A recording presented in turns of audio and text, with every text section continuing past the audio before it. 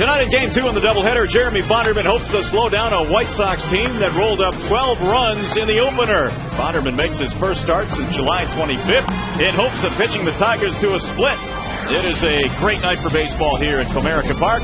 Welcome to the nightcap of the doubleheader. Game 2 featuring the Chicago White Sox and your Detroit Tigers. Hi again, everyone. Welcome to Tigers Baseball. Mario and Pemba, Ron Allen, glad to have you with us. Game 2 of the doubleheader. The best thing about Game 1, it's in our rear view mirror. That is the best thing about Game 1. But really, Ron, when you look ahead to Game 2 here tonight, still important for the Tigers to come out, show some energy here in Game 2 and get a victory. Well, they really need to do so because they have played some good baseball here at Comerica Park up until really Game 1 here today against the White Sox. And for whatever reason, whenever the White Sox come into Comerica Park, they play here like it's a home game for them. So the Tigers clearly need to flip that script. Yeah, you know, the Tigers just didn't play well in Game 1. And after Game 1, Johnny Damon, one of the veterans on the Tigers team, said he was not real happy with the results. I'm not ready to pack it in. I mean, we've got to beat this team. I mean, we can't have bad performances like that. I mean, it stings when you see the other team on the other side smiling because they're kicking your butt, and that's not a good feeling. And you know, hopefully we pick up that spark and get it going for the second game, because this first game was definitely embarrassing. Well, I think Johnny said it all there, how embarrassed he was about the performance of their club in Game 1. But what they really need to do is look toward the rookie they're going up against today in Torres and try to score some runs real early. That'll be important for Bonderman so he can settle in. All right, so the Tigers and the White Sox just moments away from Game 2. In the meantime, we go back to the Call Sam studios now, and with more on our coverage, here's Mickey York.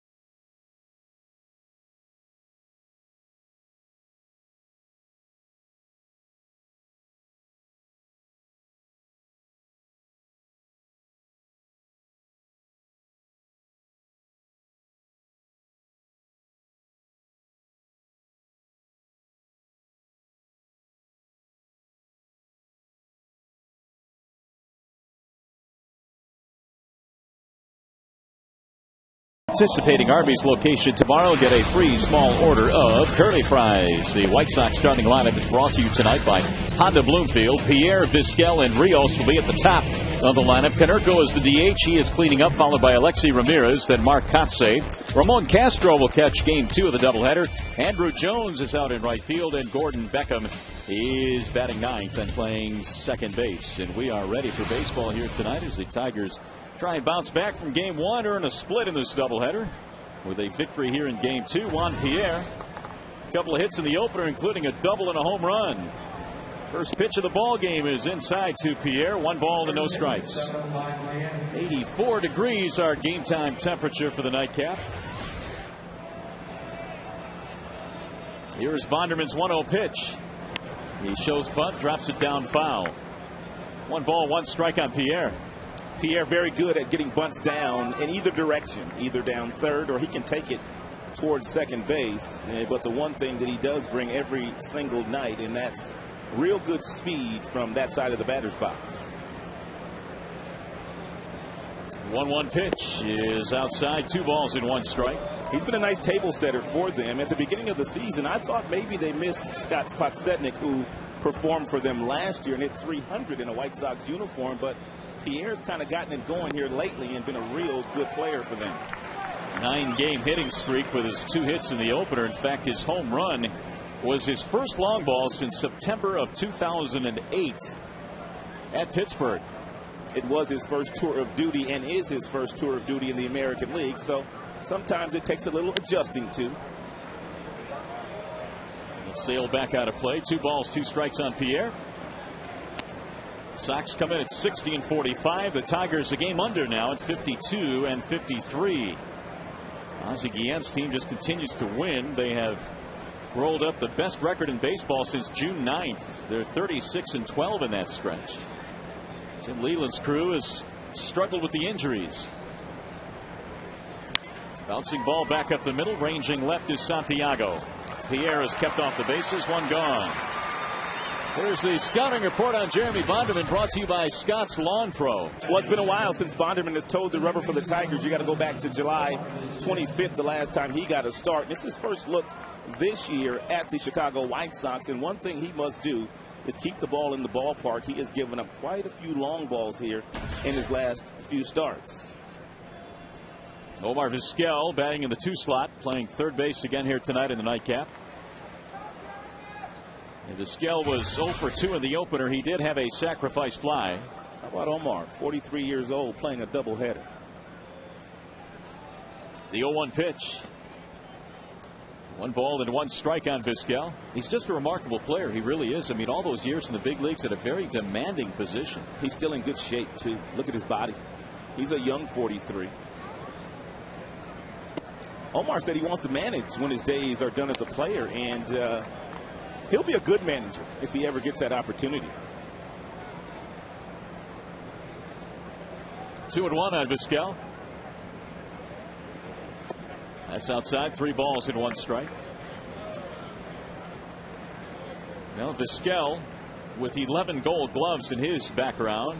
You see his particulars out of Caracas, Venezuela. 3-1 pitch. He lost him. Ball 4. Vizquel is aboard.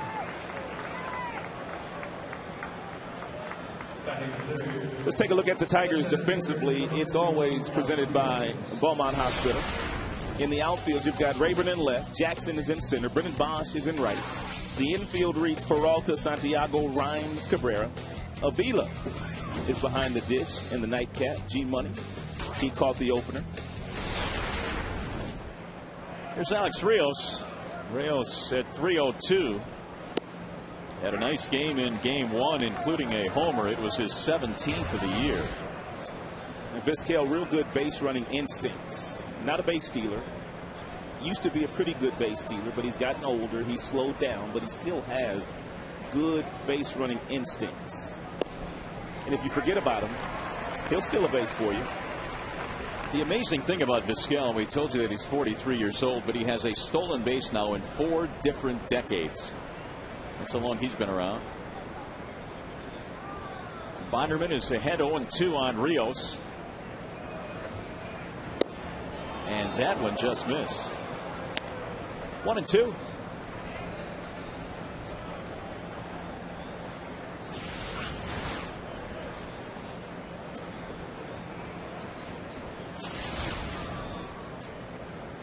Bonderman making his 5th consecutive home start. Chopped foul, third base line. Jeremy hasn't beaten the White Sox in a while, though. In July of 2007 was the last time that Bonderman defeated the Chicago team. None of the Tigers pitchers have really had a whole lot of success against the White Sox lately. The 1-2. Missed it outside. 2 balls, 2 strikes. Bonderman's last start against the Toronto Blue Jays back on the 25th of July, prior to the last road trip. 4 runs in 5 2/3 innings.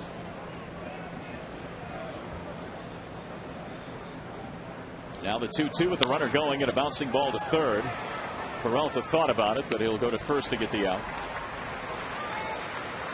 Advance the runner to second base, 2 outs. The designated hitter, number 14, Paul Canerco. Take a look at Bonderman's overall numbers this year. 19 games, 18 of which are starts. Comes in 1 game under 500. The ERA a shade over 5. Did you read those comments last week where Bonderman was talking about possibly retiring after this year if, I guess, things didn't pick up a little better for him? I guess that's the way I read it. Did you see it? I read it the same way. Yeah, I mean, I think he's a little bit frustrated with his numbers this year. Of course, he had to go through the surgeries and the comebacks.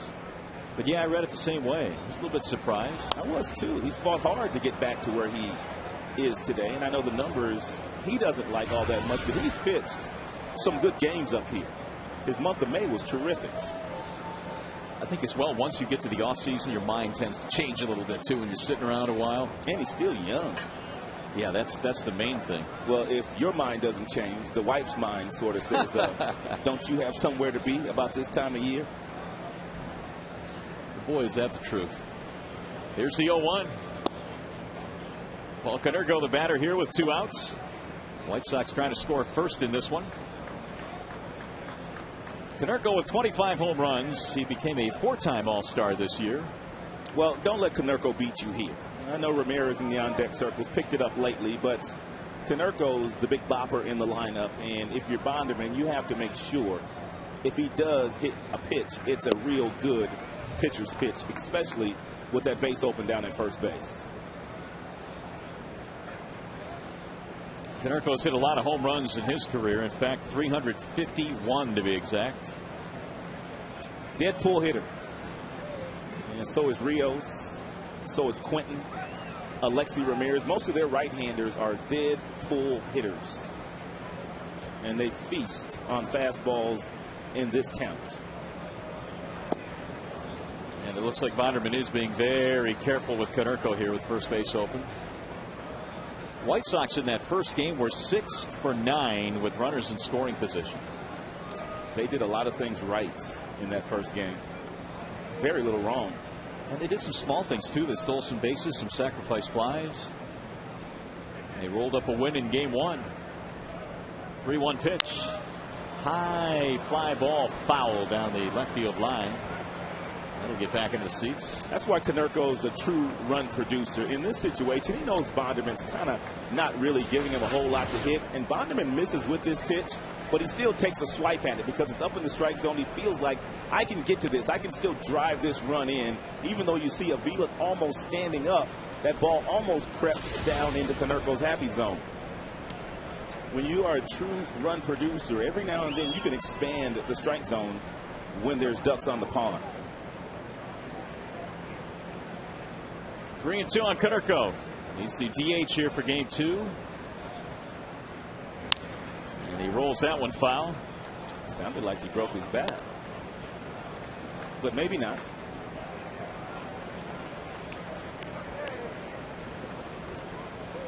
Vizquel is your runner at second base. He walked, advanced on a ground ball by Rios. Tigers have quite a few outfield assists this year as a team, but it'll be tough to throw Vizquel out with 2 outs. and him getting a real good jump on the swing from Konerko if he puts it in play. Swing and a miss. He does not. Bonderman strikes him out. White Sox leave a runner as we go to the bottom of the first. No score.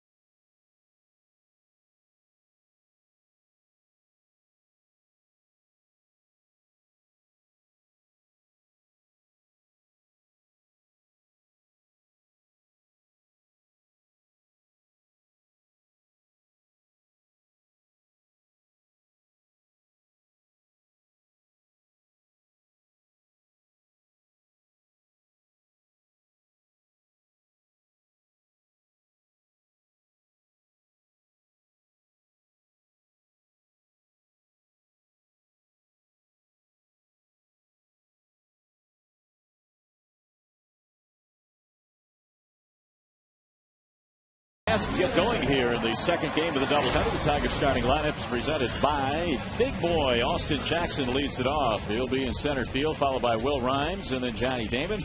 Miguel Cabrera's at first base. Brendan Bosch is in right. You got Peralta at third, and your bottom three is Rayburn, Avila, and Santiago. First pitch from the right-hander Carlos Torres to Austin Jackson. 1 ball to no strikes on Jackson. 3-hit game in the opener. Jackson at .311 with 24 RBIs.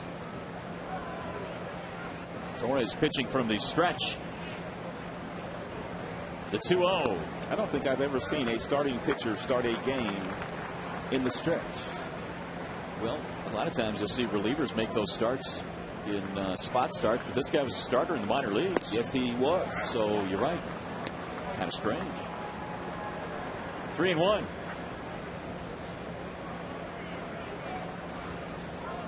Swing and a miss. 3-2 on Jackson. He is working awfully quick out there.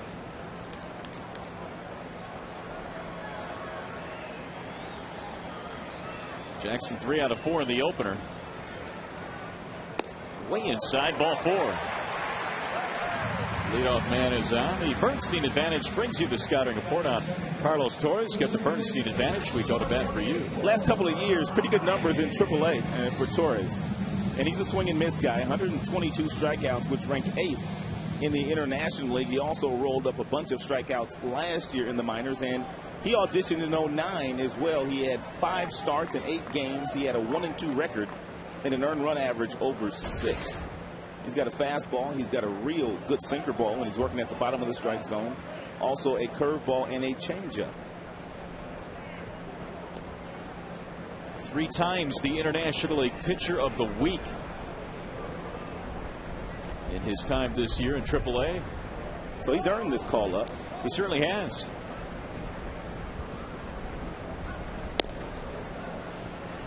Will Rhymes, the batter. Looked like Jackson was entertaining the thought of stealing second there. He took 2-3 hard steps and then shut it down. And Tigers need to score some runs real early in this game and kind of slow this White Sox team down and give their team a little momentum. Well, he works at the pace of Mark Burley, but so far not the same results. 2 balls, no strikes. To be honest, he looks a little nervous out there, but he's been in the big leagues. Told you he had 5 starts last year. He's playing on a first-place club.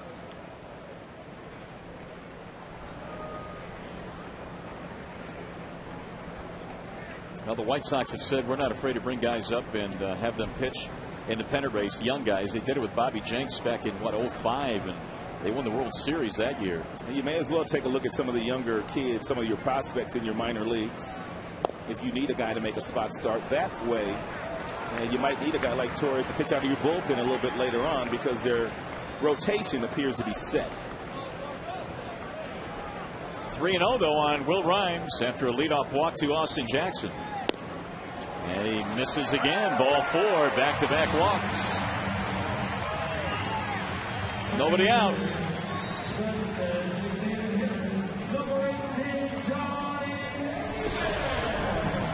Let's take a look at the White Sox defensively here. In the outfield, you've got Andrew Jones, 10 Gold Gloves. Those came as an Atlanta Brave. And the guy at third has got 11 Gold Gloves. That's Omar Vizquel. Most of those at shortstop. So they've got some veteran players that have played in the postseason and have been very, very good throughout their careers. AAA numbers on Torres, who was a 15th round pick back in 04. And he misses to Johnny Damon. And time call now. Don Cooper is going to make a trip out to the mound. The White Sox pitching coach does not like the way this is starting out for the right-hander Torres.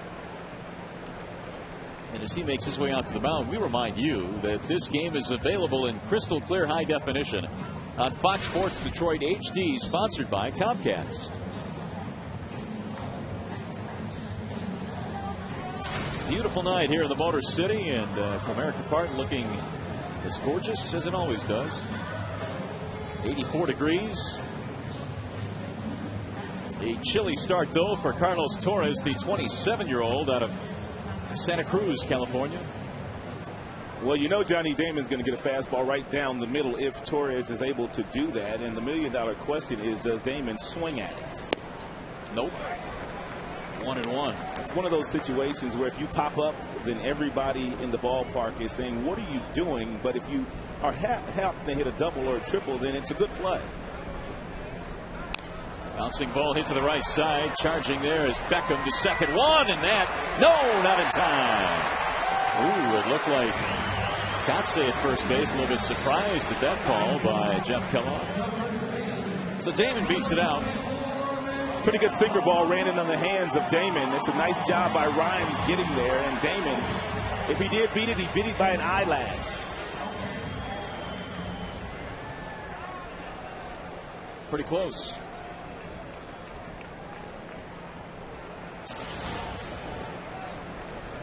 First and third now for Miguel Cabrera. Only one out.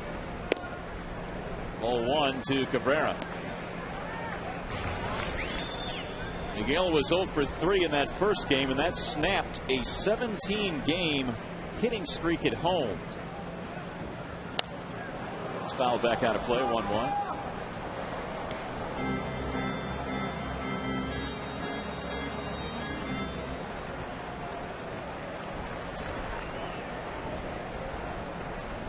By the way, Cabrera was the Tigers' offensive player of the month. In the month of July, he hit .398 last month. Max Scherzer was their pitcher of the month. Maxwell. Max was really dominant that month. So was Verlander. It was a close vote. Breaking ball missing high, 3-1. So Torres continues to fall behind Tigers hitters.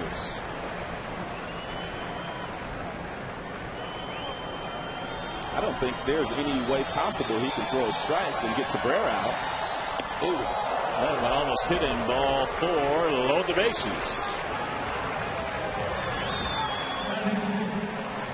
So another opportunity now here for Brendan Bosch, who came up in several instances in Boston trying to break out of it, and Tampa for that matter. And we'll see what Bosch can do here. Bosch has watched the first 4 hitters come to the plate, and the youngster Torres not really that close to the dish. So if you're Brendan and you're swinging at the first pitch, as you like to do, make sure you get a good pitch to hit and something you can drive. Ball high, 1-0. I noticed that Bosch went back to his Eminem walk-up song. So once again, he's trying to switch it up.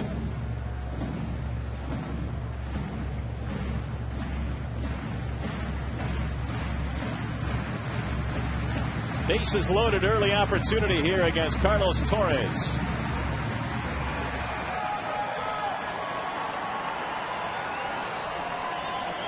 Bosch, with the bases loaded, has a grand slam this year.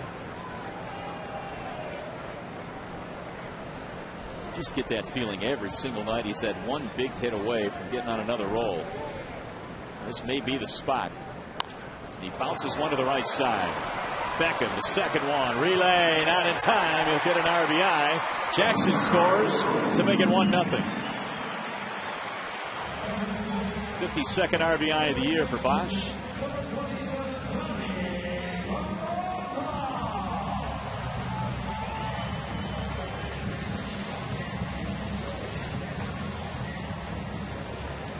It'll bring up Johnny Peralta.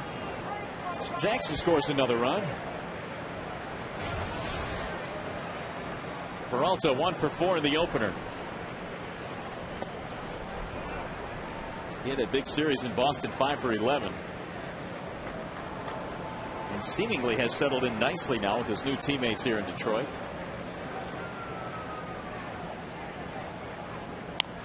Breaking ball rolled foul, 1-1.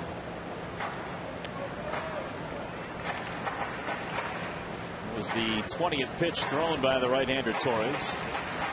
3 base on balls here in the first inning. Command has been somewhat of an issue for the youngster. A couple of starts ago in AAA, he walked 7 batters. Had 57 total walks in 129 innings down in AAA. But he does rack up quite a few strikeouts to go with the high total of walks.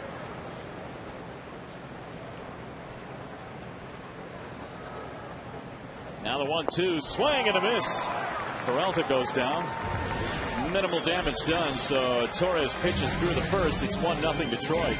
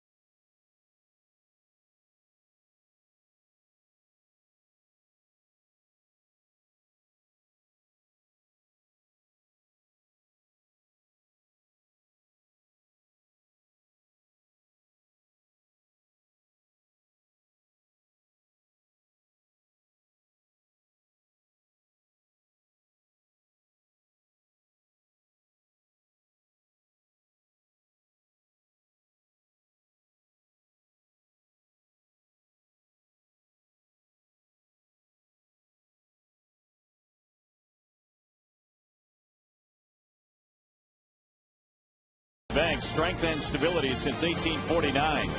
And by Comcast, call 1-800-COMCAST for TV, phone, and internet. Back here in downtown Detroit, and a sparkling night for baseball here in the Motor City. Nightcap in this doubleheader. Tigers out to a 1-0 lead.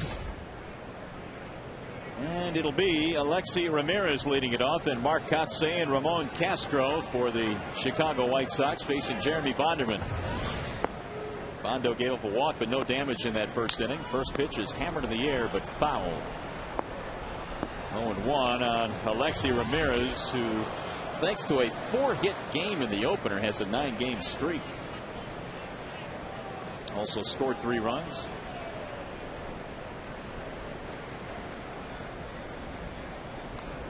Pops up a bunt. Back into the seats. 0-2. Bondo has given up 12 home runs in his last 10 starts, so he is aiming to keep the ball in the ballpark here tonight. Especially against this club. They can hit a few. Here's the 0-2. Swing and a miss. Look out. There goes the bat. Strikeout number 2 for Bonderman. That's one of the things that you can do against Alexi if you're able to get ahead of him. You just expand the strike zone, and he's such a free swinger. You'll get him to look bad on occasion, just like that. But he is a talented player. Here's Mark Kotsay.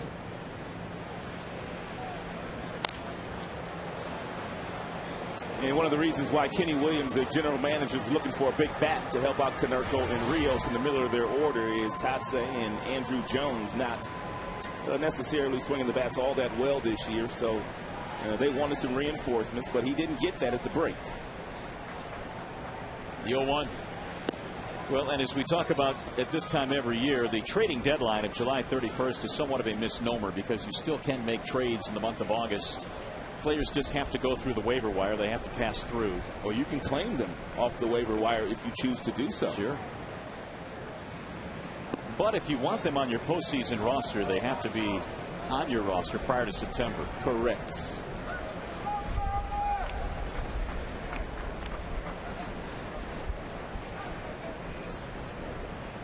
The 2-1 pitch. Lifted to right. Brennan Bosch. 2 gone. Well, it's a Fox Sports Detroit Prize Pack Tuesday brought to you by Meijer. Text Meijer to 37338 to be eligible to win a fantastic prize pack any baseball fan would absolutely love. Meijer, higher standards, lower prices.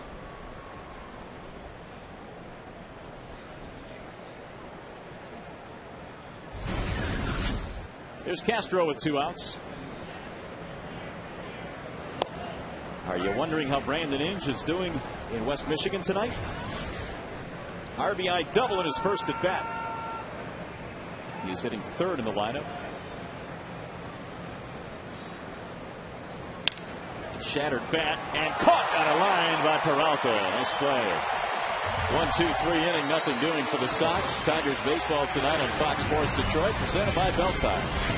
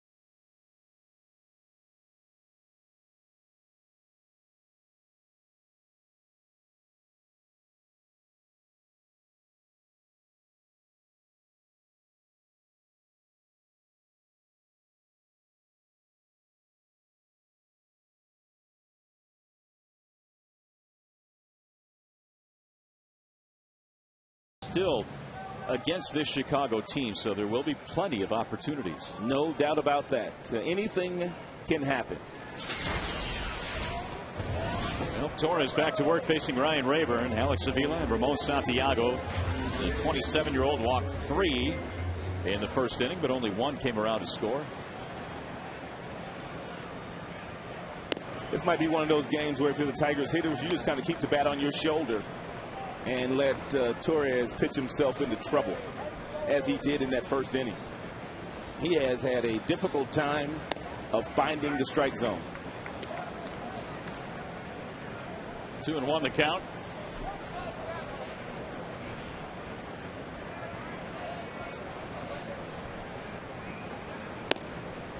Now 3 balls and 1 strike. Rayburn 0 for 3 with a walk in the opener against Mark Burley. He has thrown 28 total pitches, 18 of which have missed the strike zone. That is less than ideal. Out of Santa Cruz, California, that's where Torres was born. And there's a strike. Rayburn thought he had a walk. Didn't like that call. He's going to step out of the box now. Kind of surprised he got that. As wild as he has been, a pitcher that comes back in a young pitcher and would not get that call, which is a borderline strike. On the ground left side, Ramirez can't handle it. Leadoff man is on.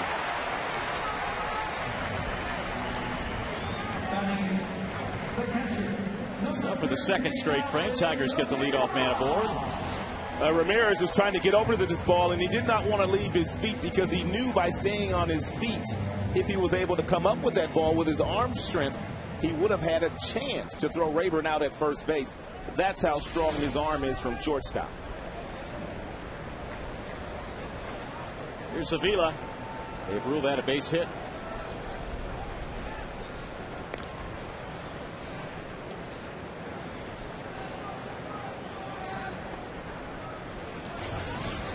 Avila did not play in the opener. Gerald Laird caught game 1. Alex still looking for his first hit against the White Sox this year.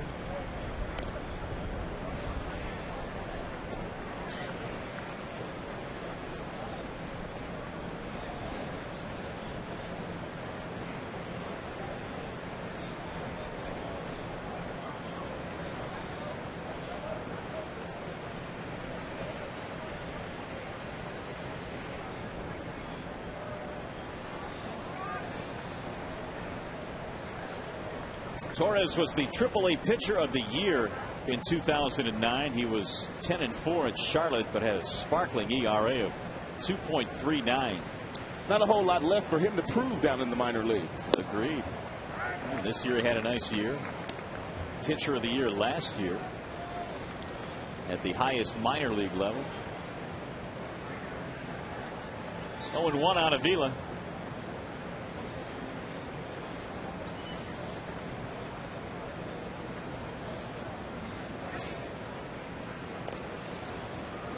Torres had an interesting path to professional baseball. He actually pitched at 3 different junior colleges before he wound up at Kansas State and pitched his final year there. The 0-1. And the outer edge, 0-2. We talk about that quite often. Lots of different guys take different paths to get to the big leagues. So he pitched for 4 different colleges. 4 different colleges. Yep.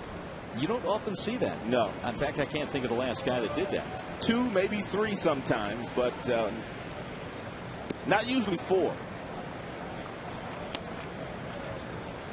1-2 on Avila.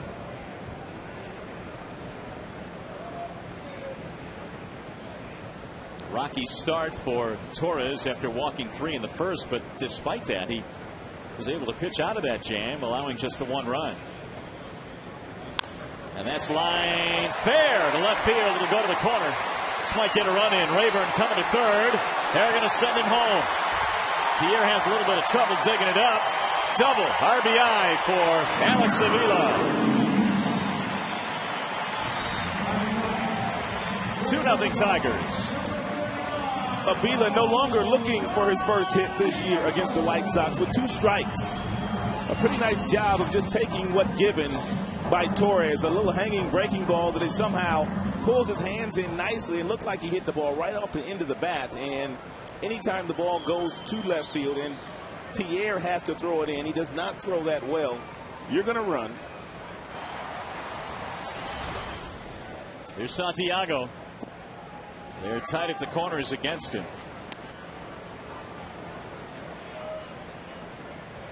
Avila pretty much sprays it around. 9 to left, 13 to right, 14 right back up the middle.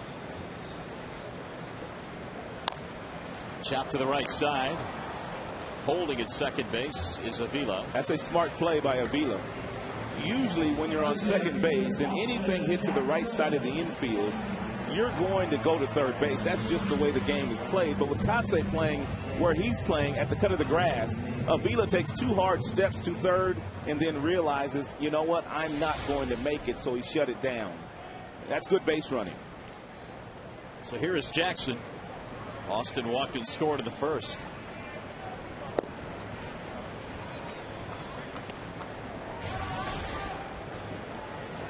Jackson has 121 hits this year, more than any other American League rookie. 35 multi-hit games.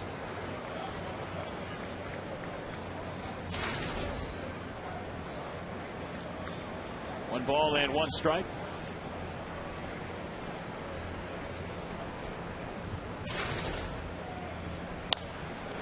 On the line to right field and caught. Basket catch by Andrew Jones. It looked like Andrew got a late break on that ball, but still has the ability to recover. 10 gold gloves won in center field by Andrew Jones with the Atlanta Braves, and comes in and takes this one right off the carpet. There was a time when he was the best center fielder in all of baseball. That's how good he was.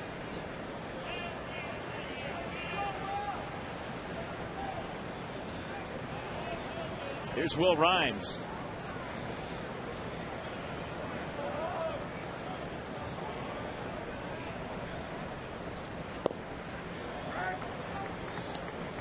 Rhymes had a base on balls in the first. A couple of hits in that series against the Boston Red Sox.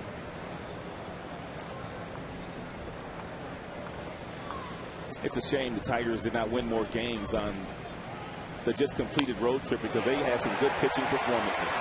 That's a base hit to center. They're going to try and score Avila. Here comes the throw. It's not in time.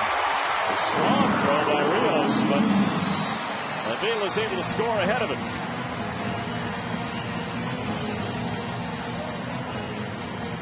Give Rhymes an RBI. Rios has a real good throwing arm in the outfield. We've talked about that, but most of those assists he's had have come from right field. Pretty good secondary lead by Avila. And then the catcher, Castro, was kind of deking Avila as to think that there was not going to be a play, standing there almost like a statue and then trying to grab it and then tag Avila as he slid past him. Rios looked like he threw that ball sidearm and still got that much strength and length on his throw. He got a little curve to it on that throw because of the angle.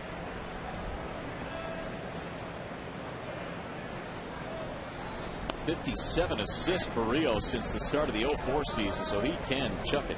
Meanwhile, Rhymes gets his second big league RBI. 0-1 on Johnny Damon. I don't think Damon is quite right. Missed the entire series in Boston with some back issues, and judging by the way that he was swinging that very first game, not 100%, but good enough. And that one is over the head of the right fielder Jones. Rhymes coming to third. They're going to send him home. Relay to the plate. It gets by the catcher Castro. A run will score, and Damon gets to third. I guess his back is okay.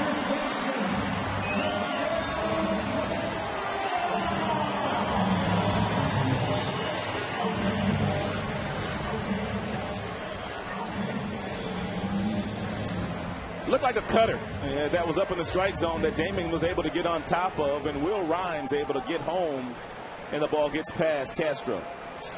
Rhymes safe at home, safe and secure. New York life.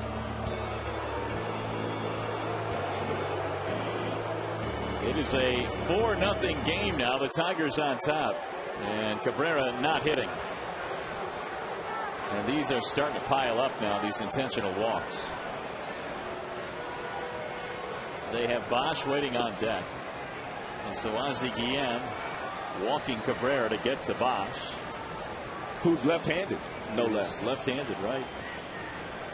But as you said in Bosch's first at-bat, really all it's going to take is for him to have a real good plate appearance and hit a ball real hard in this situation to get his swagger back, to get his confidence back that he pretty much lost the second half of July. Cabrera now has 15 intentional walks. Bosch 0 for 1.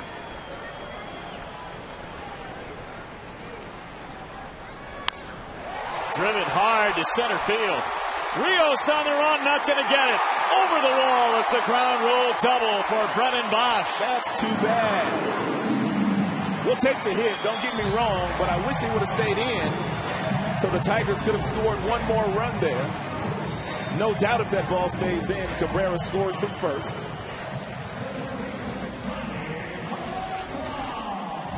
And pretty good concentration here by Bosch. Looked like another cutter or slider at the top of the strike zone. That's where Torres has thrown the majority of his pitches. And Brennan with real good concentration and real good aggression. He hit a seed over the head of Rios in center. 2 RBIs in this game for Bosch, and he has 53 now. Big, big, big hit for Bosch. Ball jumping into the shrubbery out there in center cost him another RBI. Cabrera had to hold it third. Breaking ball missing into Peralta. He has thrown him a lot of those. Struck him out back in the first. 5-0 Detroit.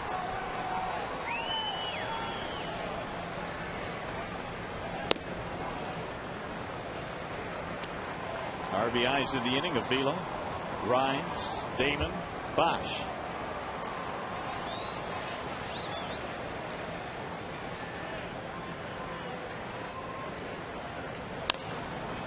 That'll get back out of play. So the spot start for Carlos Torres has not been a good one so far. 1 in the first, 4 here in the second.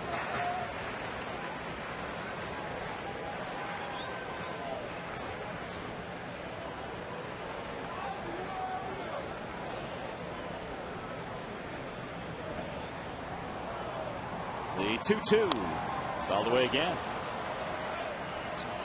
With 2 strikes, Peralta knows that he's pretty much going to get that breaking ball once again from Torres because he hasn't looked good on it. And therefore, he has taken those good fastballs on the outer third of the plate and just kind of taken them out of the glove of the catcher, Castro. If he hangs him a breaking ball here, Johnny's going to drive in both these runs. Way high. 3-2. As a hitter, you cannot look for a breaking ball with 2 strikes, but it can be in the back of your mind. Bullpen is quiet for Chicago. 3-2 pitch. Ground ball foul.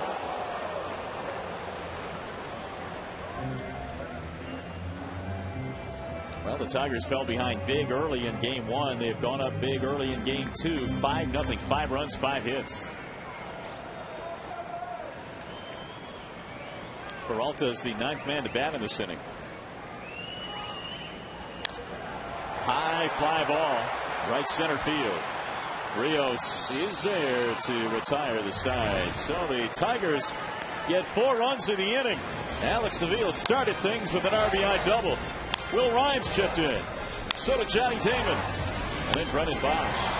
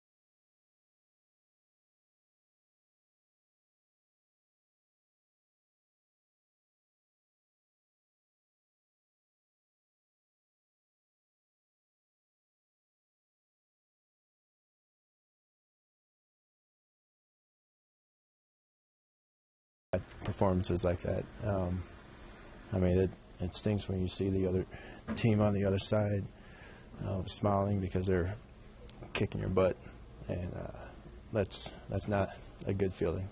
And you know, hopefully we pick up that spark and get it going for the second game, because this first game was definitely embarrassing. The thoughts of Johnny Damon following game one of the doubleheader, and there certainly has been a spark here in game two. I don't think there's one player in that dugout or in that clubhouse that didn't feel the same way that Johnny Damon felt. And they've come out with 5 runs on 5 hits after 2 innings here tonight. Swing and a miss. Andrew Jones, the batter. Jones, Beckham, and then Pierre here in the third. And it's really nice to have a veteran player like Damon to step up and say that, because Jim doesn't have to say it. You know, it's nothing better than having your players kind of police themselves. Well, Johnny, of course, is a winner. He's been on 2 world champions in Boston and New York, so he knows that there's still a ton of games to be played here. And he has no intentions of packing it in. Bonderman, the recipient of all this offense. The 0-2 pitch.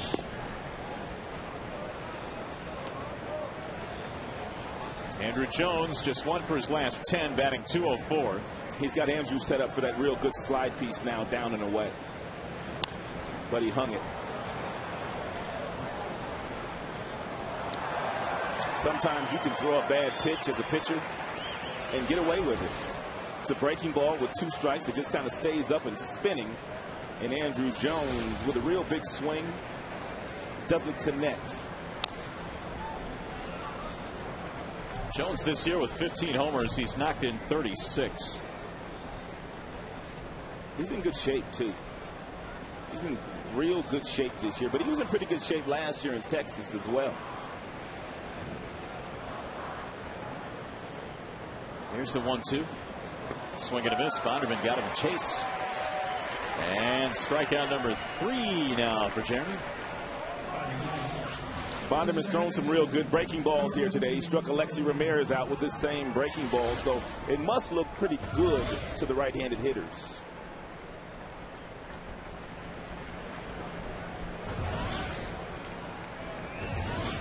Here's Gordon Beckham.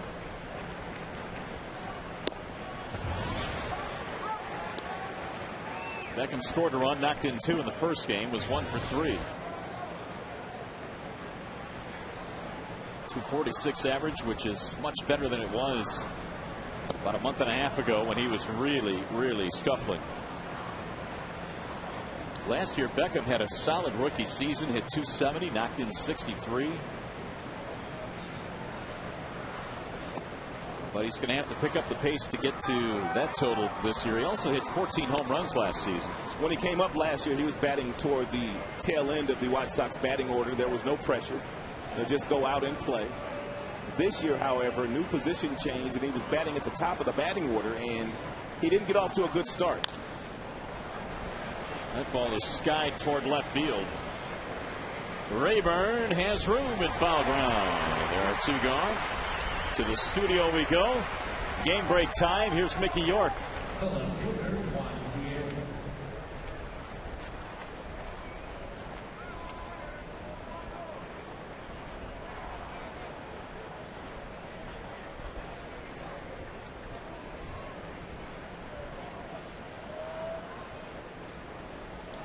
All right, Mickey, thank you. Here it is 5-0 in favor of the Tigers. And Bonderman facing Juan Pierre. We'll see that Tampa team once again here at Comerica Park. They swept the Tigers down in Tampa, St. Petersburg. Boy, they a really good team. That's what I was saying earlier, though. The Tigers had 3 really good pitching performances in Tampa and did not come away with any of those games. That was disappointing. But you're right. Tampa does have a really good baseball team, well-rounded team. Here's the 2-1 pitch to Pierre. Fouled straight back, 2-2. Scherzer pitched well in Boston. Certainly could have won that game. don't know. Tigers, I'm sure they were very disappointed with that road trip, but they continue to pitch pretty well despite the struggles of Porcello in game 1 here today. 2-2. On Pierre hits a ground ball to first, right at Cabrera, and it's going to be a 1-2-3 inning for Bonderman. No runs, hits, errors, nobody left. Still 5-0 Detroit.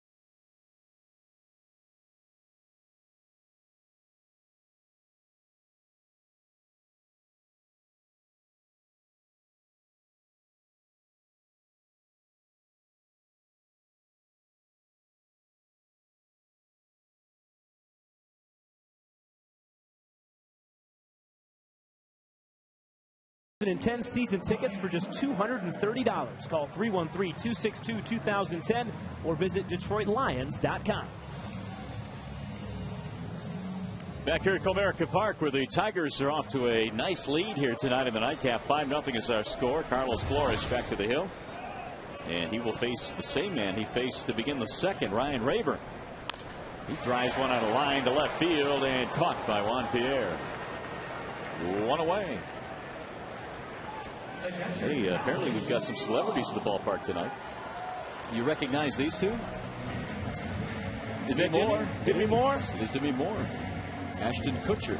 Is that an Iowa hat that he's wearing? Wait a minute, let me check my phone. Is it buzzing? Is she calling you right now? No. Apparently you're not on her speed dial. No, I guess not. I guess not. There you go. And Demi wearing a Tigers cap. I'm a fan of both of theirs. That much is Me for too. sure. Very talented. Alex Avila doubles in a run back in the second. Wait a minute, let me check. She is not calling you. Give it up. She's still going.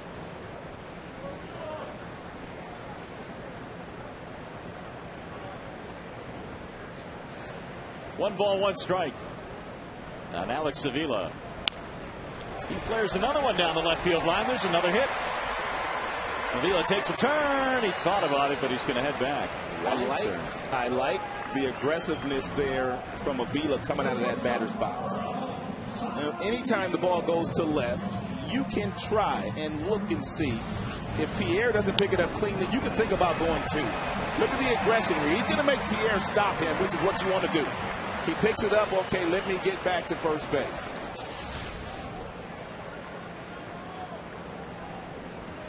Here is Santiago. Look out. That'll get him in the seats in a hurry. 0-1 on Ramon. 0-for-1 in this game. .272 hitter this year. Santiago had 5 hits on the recent road trip. Had a real good game on Saturday in Boston. Of course, the Tigers came back. They lost that game, but boy, he had a really good game that day. Well, Santiago has been one of those guys that will give you a good effort. He's been a better hitter on the road this year, over 300 away from Comerica Park. 2-1. Well, good talents. to put the runner on the move if you want to do something here with Santiago, if you want to keep the pressure on the White Sox.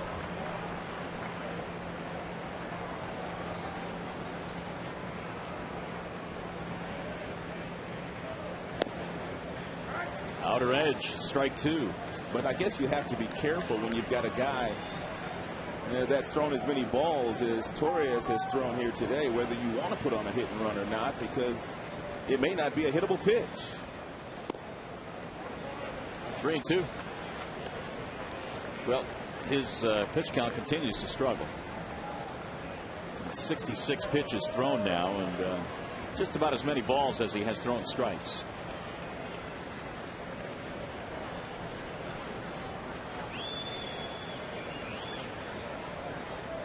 Tigers had 6 hits in this game.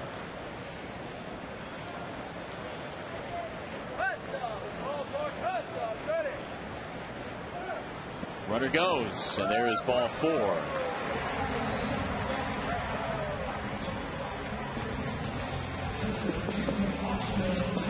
Hey fans, you can see the Tigers and the White Sox tomorrow at 7:05, and then on Thursday at 1:05. For tickets, call 866-66-TIGER or simply visit tigers.com. Every game counts.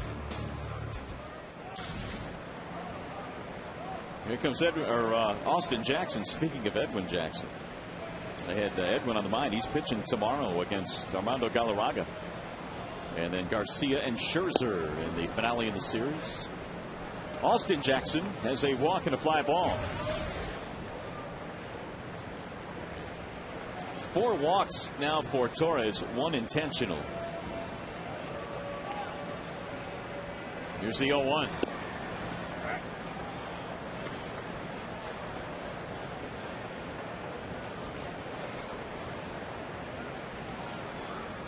Avila at second. He has a base hit. Santiago has just walked.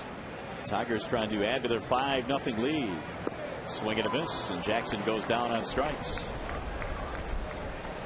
Second strikeout for Torres. We'll bring up Will Rhymes.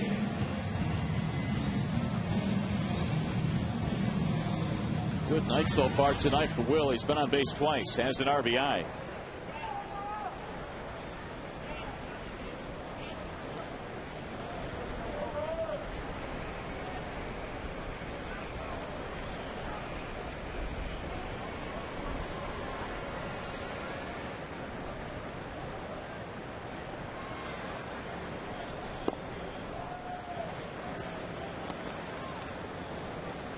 Rhymes now with 2 runs driven in this year.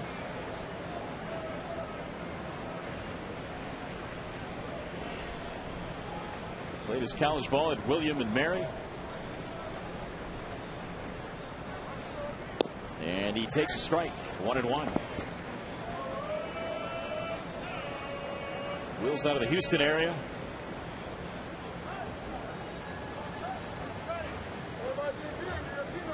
And had a fine season going at AAA this year, better than 300, scored a lot of runs, stole some bases. And the Tigers have given him an opportunity, and he slices this one to short.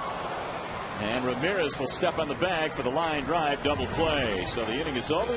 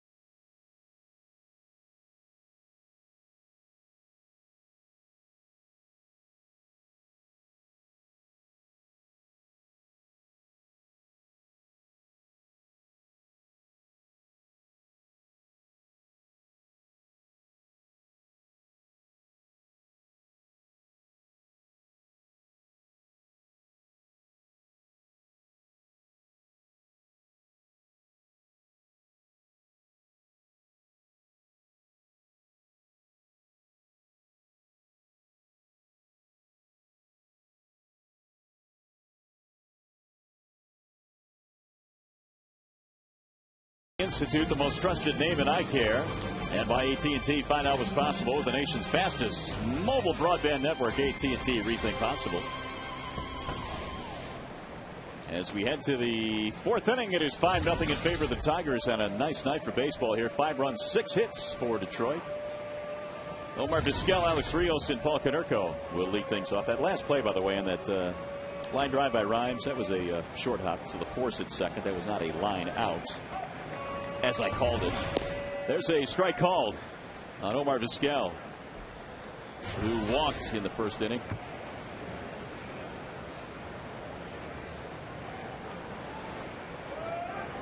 Here's the 0-1. 1 ball and 1 strike on Vizquel.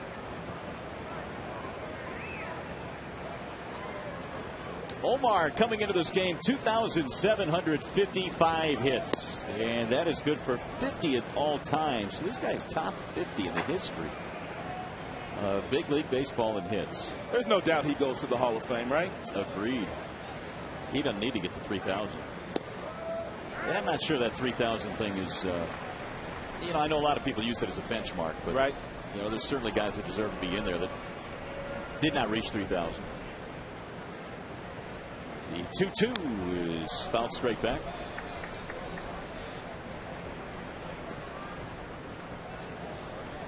Vizquel, the best you've seen at short?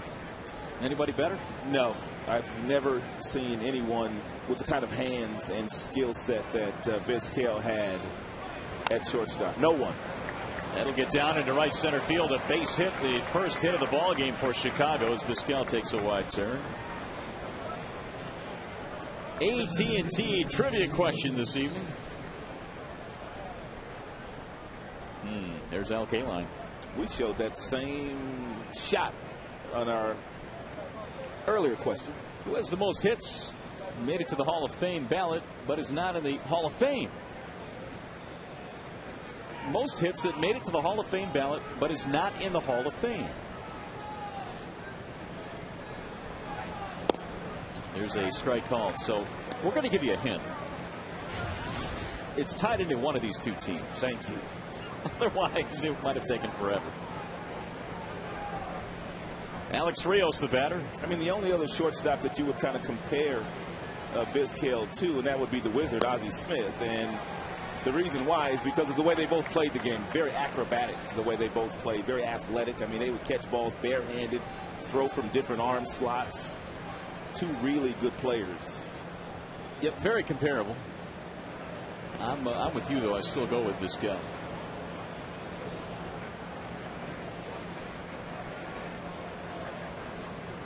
There's been some great shortstops to come out of Venezuela. Luis Aparicio, of course. We talked about Vizquel. And Davy Concepcion was also a really good shortstop. It's 4 strikeouts for Bonderman. He's located the breaking ball very well when he's gotten ahead of some of these aggressive right-handed hitters. And most of the guys, he's been able to exploit that weakness because they're dead pull hitters. Ozzie Smith, by the way, had 2,460 career hits. So Vizquel has had about 300 more.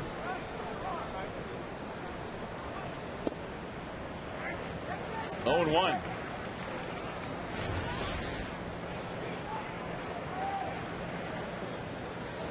Paul Konerko struck out back in the first inning. Bonderman did not give up a hit until the leadoff single here in the fourth by Vizquel.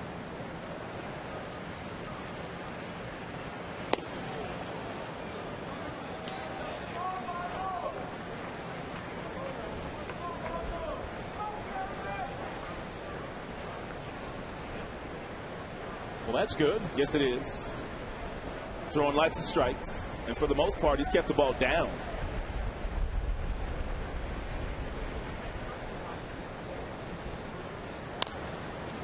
Back out of play, right field line, 1-2 on Konerko. His 351 home runs places him 78th all time in Major League history. He is tied with a really good baseball player, Dick Allen.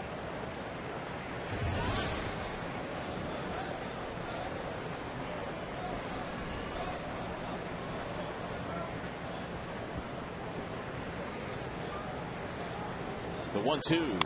Bouncing ball left side. He found a hole.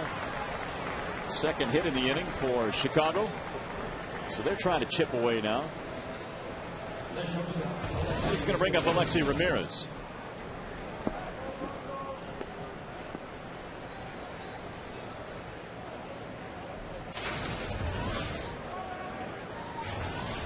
Alexei struck out back in the second, sporting a 9-game hitting streak. Alexei played 7 years in Cuba before coming to the United States to play. Got that wiry body. He's got that wiry power. He's hit 11 home runs. He played in the World Baseball Classic back in 2006, and that's when he got on the radar of the Chicago White Sox. Ground ball to third. Peralta to second one. Rhymes with a relay double play. Swinging around the horn. 5-4-3.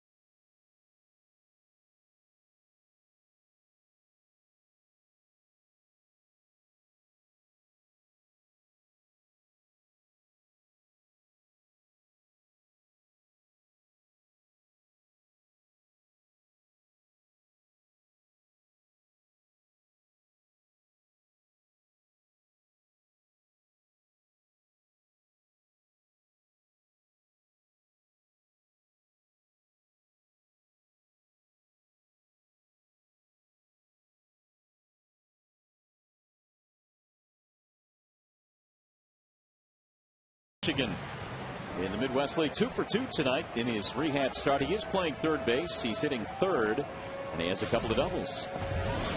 We'll see how the hand feels after tonight, and there is a possibility, according to Brandon, he could be back tomorrow. Kind of hard to believe, isn't it? Well, once he went down for the rehab assignment, he said he was going to see how he felt tonight, and judging by what he did and how he felt, he would determine whether he would be back here tomorrow or the following day. I have a feeling we'll see him tomorrow. 2 weeks to the day. Damon lines one to left, and it's going to drop. Karam off of Pierre. Johnny takes the turn but holds. Didn't initially, when it was diagnosed, the injury, didn't they say 4 to 6 weeks? They did indeed, yep. 4 to 6 weeks, so he's 2 weeks ahead of the minimum that they gave him. Well, he'll be playing in a little bit of pain. That much is for certain when he does come back. But we watched Brandon play on 2 gimpy knees last year, so he's one of those guys that has very high pain tolerance. Oh, we got him in Exmo in pregame. It's about the only way I could field a grounder these days, if you slow it in Exmo. Otherwise, no chance. Here's Cabrera. Leadoff man out for the Tigers. Cabrera has walked twice tonight. One of those was intentional. Tigers have 7 hits.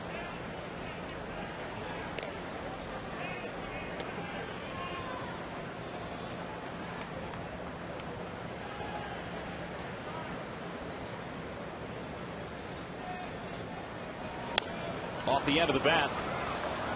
Beckham has only one play. So the runner advances, one gone. It's going to bring up Brennan Bosch. 2 RBIs tonight for Bosch.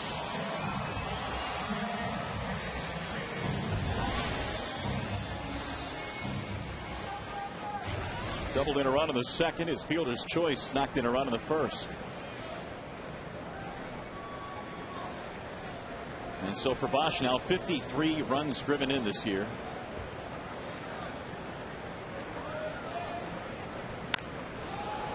Fouled away.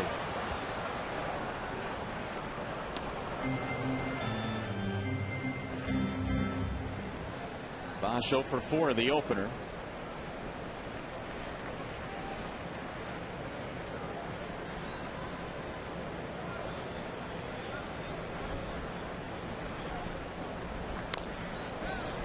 Turns on a breaking ball and rolls it foul. 0-2. Tigers got 1 in the first. They added 4 in the second and lead 5-0.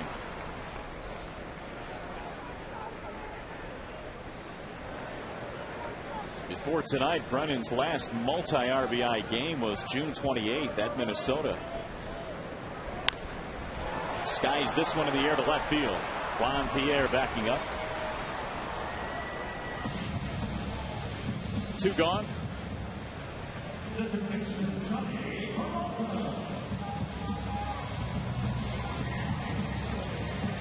Here's Johnny Peralta.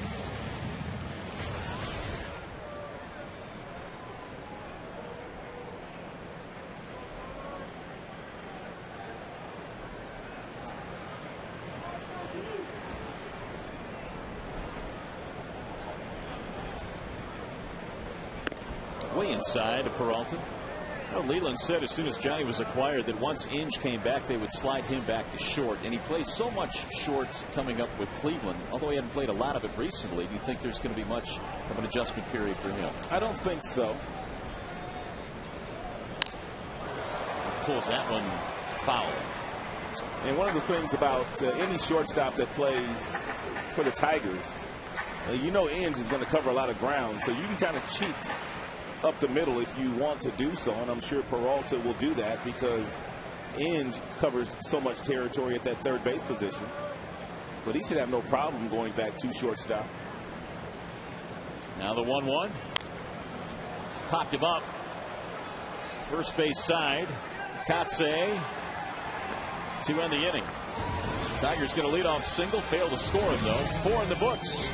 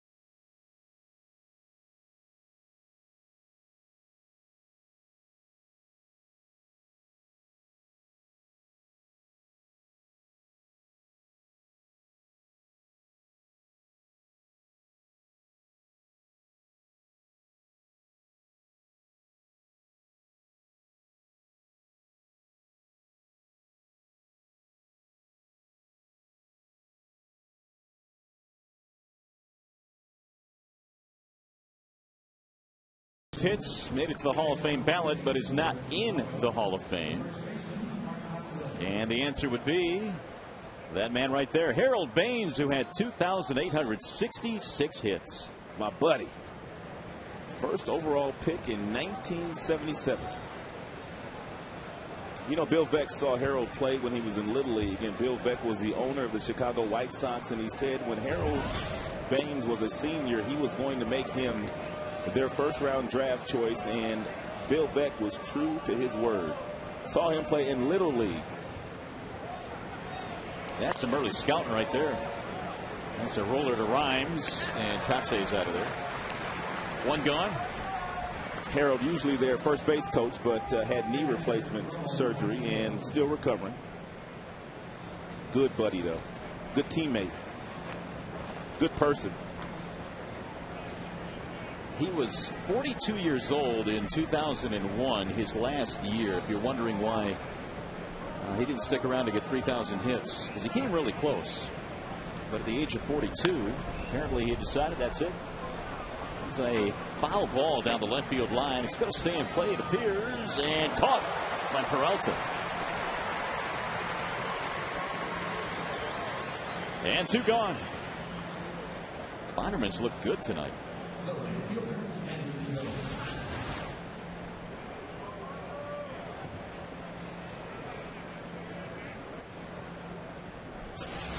Here's Andrew Jones. He struck out back in the 3rd. Only 2 hits surrendered by Bonderman. Both of them came in the 4th inning. Singles by Vizquel and Konerko, but he got a double play, ending that threat. And taking all the way for strike 1.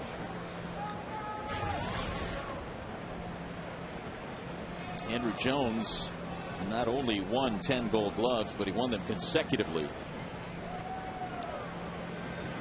Swing and a miss.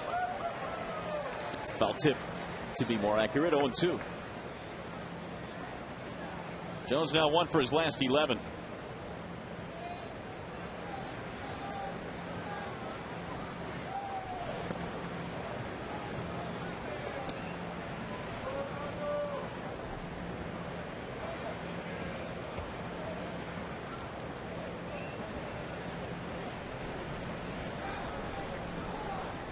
Swing and a miss. Got him with a breaking ball. A 7-pitch inning for Jeremy Bonderman. 1, 2, 3, they go. Tigers baseball tonight brought to you by Bell Tire.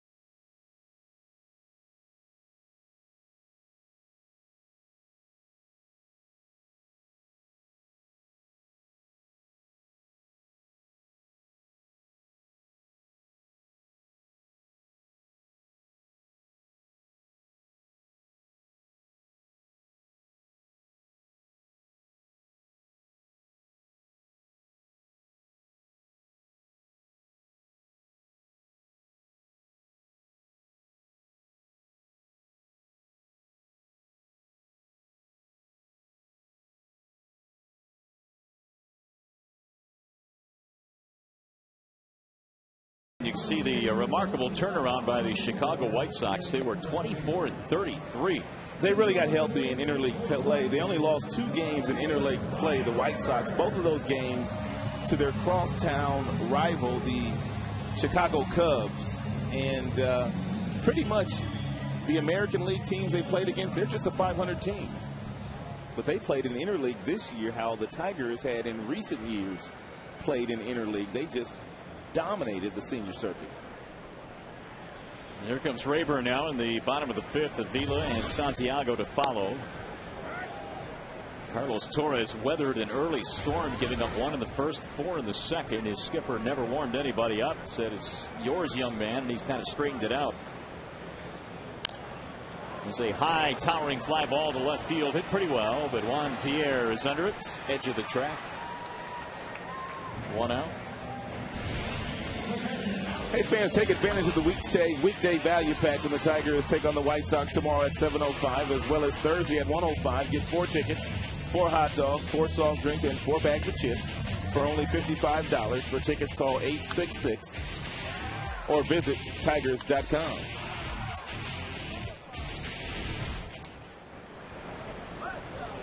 Nice night. Nice crowd tonight. Good weather. Good results so far for the Tigers as well. 26,000 for the day game here. 26,000 plus.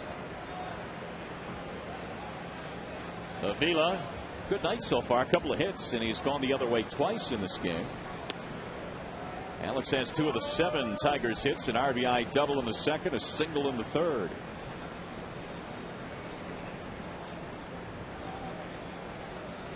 Torres with a breaking ball strike in the outer edge. 1-2.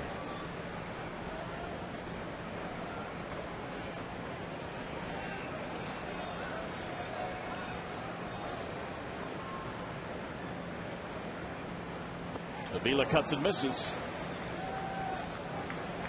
Third strikeout for Carlos Torres. He's retired 5 in a row now.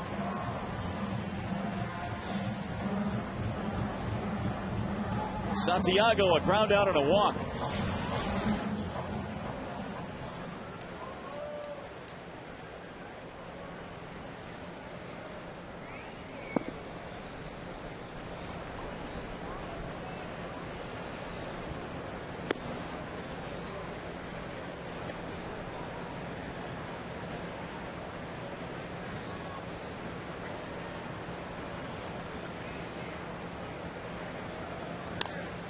Pull to right field. There's a base hit. And a 2-out single for Santiago, on base for the second time tonight. Tigers now have rolled up 8 hits. Back up to the top of the order. It'll be Austin Jackson.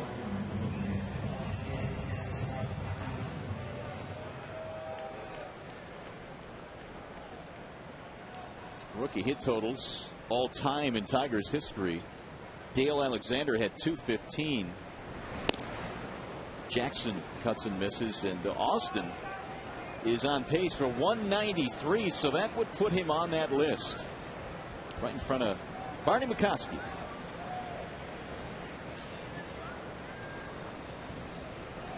The 0-1 is a strike called. 0-2.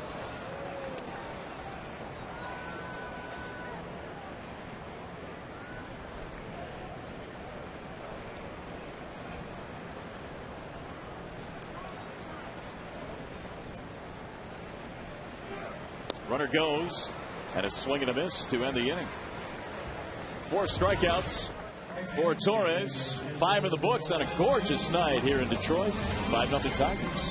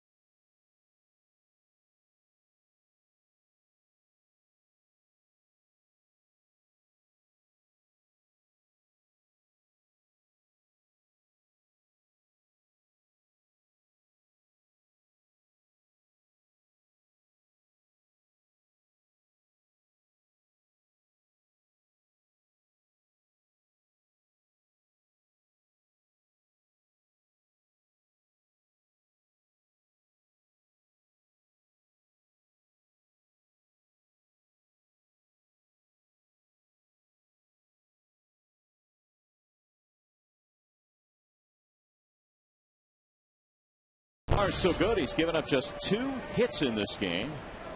And Bondo back to work. Facing Gordon Beckham here in the 6th inning. That's one of the reasons why he has been so effective. First pitch strikes, and other than the first inning, and where he threw 24 pitches, pitch count real manageable today. Beckham 0 for 1 with a fly ball. A 7-pitch 5th inning helped out. A 1-2-3 frame. Here's the 1-1.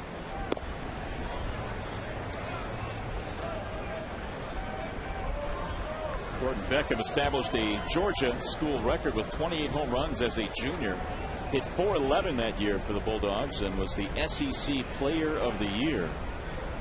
Eventually went on to become a #1 pick of the Chicago White Sox just 2 years ago.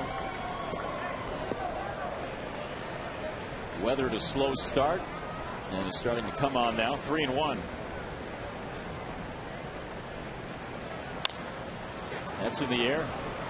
Shallow center for Jackson. Beckham is out of there. 1 gone.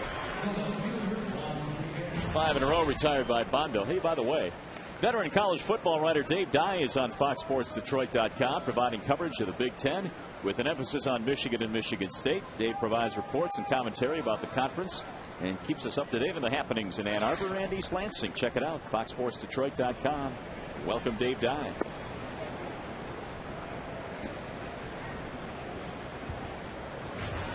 Juan Pierre, the batter, with 1 out.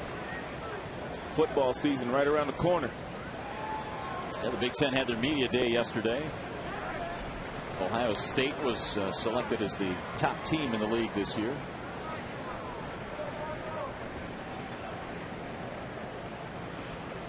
Followed by the Hawkeyes and then Wisconsin. 2-1 on Pierre. You know the whole rundown, huh? Well, just the top 3. That's all the Big Ten will release.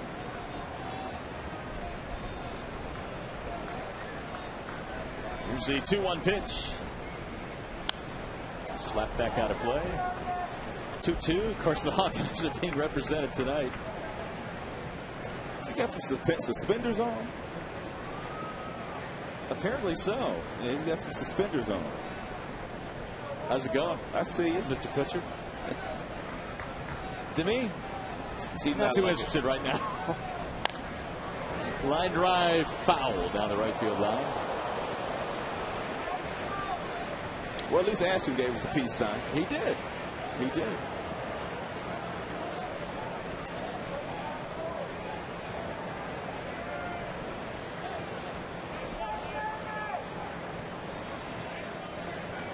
Demi Moore is in town shooting a new movie with Miley Cyrus. She's out at the ballpark tonight. That's going to be a tough play, and it's into center field.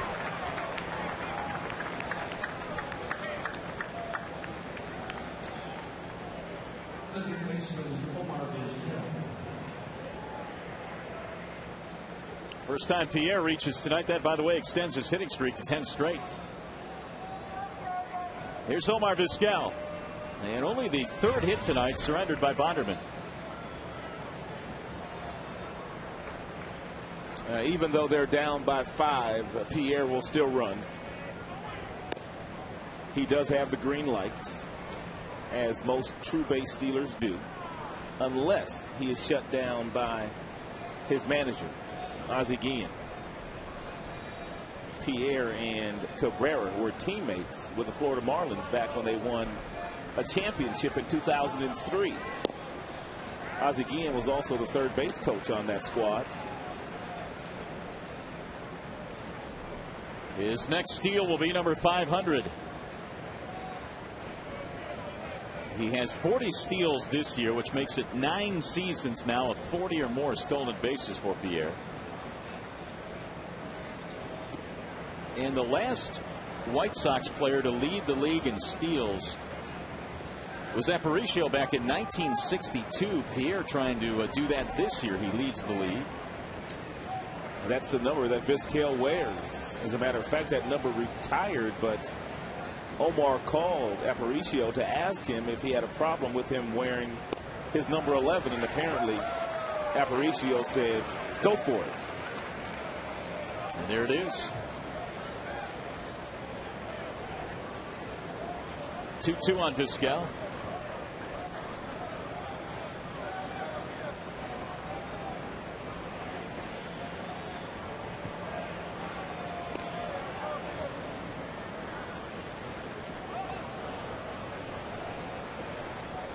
He's got Crawford by 2 steals. Rajay Davis with 32 is third on that list. 2-2 pitch is low, 3-2.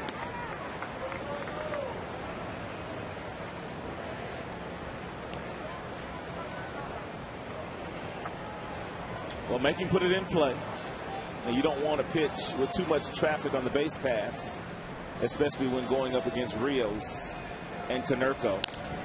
Runner goes to the bouncing ball through the vacated spot. Pierre will go to third base. And Vizquel is aboard with his second hit in this game. Not sure how much aggression Rhines had going over toward the bag on this play, but when a runner is running, what you want to do is you want to go slower, kind of shuffle your way over there laterally. That way, if you have to redirect yourself and get back, you might have a chance. But it's such a catch-22 because your manager will be very upset at you if for whatever reason that ball's thrown by the catcher down to second base and you're not there. But when they teach you in the infield on that particular play, you shuffle your feet laterally. That way, if it goes back to your left, you possibly could get back there. That goes for the shortstop as well. Best scoring opportunity now for Chicago. Runners at first and third with 1 out. Rios a wave and a miss. Alex struck out back in the 4th. He's 0 for 2. And he has bounced into 11 double plays this year.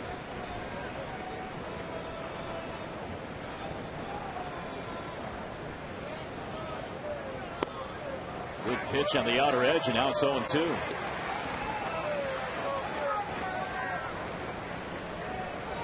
Well, Bonderman can go a couple of different ways here against Rios. He can elevate the fastball, make sure it's not hittable first to change his eye level, then go at the bottom of the strike zone for that slider, or he can just simply put him away with the slider.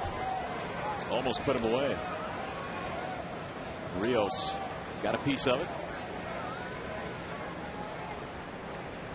Bonderman did not give up a hit in this game until the leadoff single in the 4th inning as Reinhardt begins to warm up.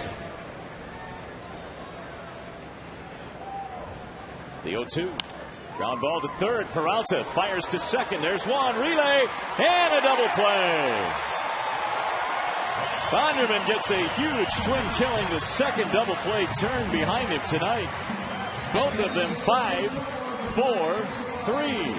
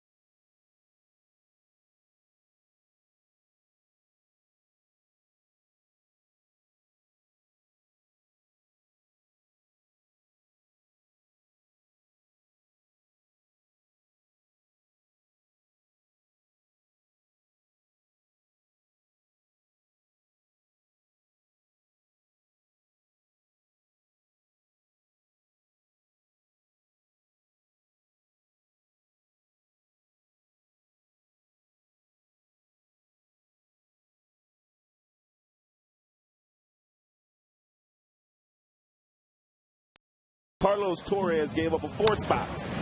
And it was in the 2nd inning. It was the left-handers that did the damage. First it was Avila, and then it was Rhymes, and then it was Damon, followed by Brennan Bosch, who doubled in 1 as well. So the left-handers did most of the damage in the 2nd inning. Coors Light Freeze Cam is always brought to you by your Frost Brewed Coors Light.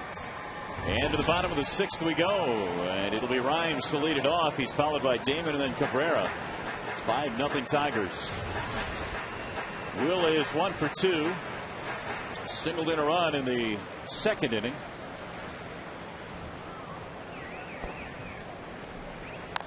Bouncing ball first base side. Fair ball for Kotze, and 1 gone. Let's go back to the studio now. Standing by with the game break is Mickey York.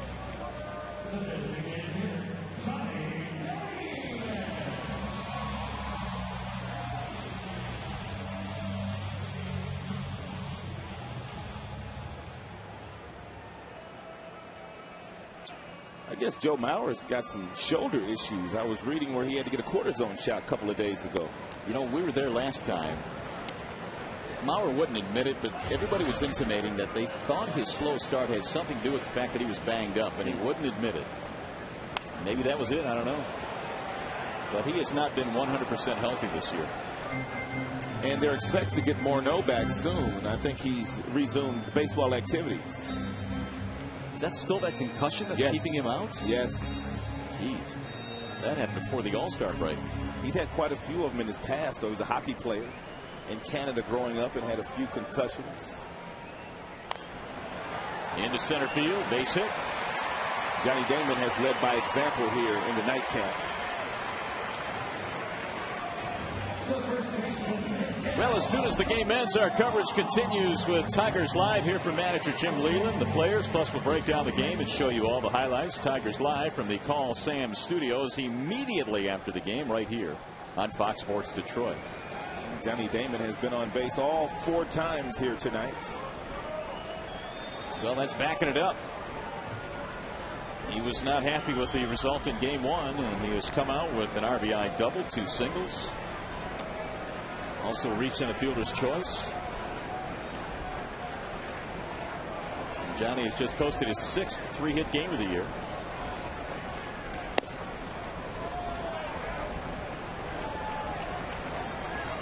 Cabrera still looking for his first hit of this doubleheader. He was walked intentionally back in the 2nd. He's walked twice tonight.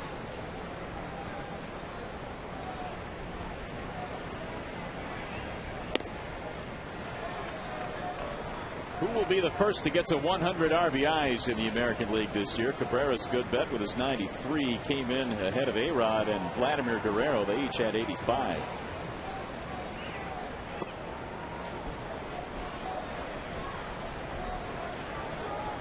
In fact, Cabrera 32 RBIs in his last 32 games. Bosch waiting on deck. He was swinging 3-0.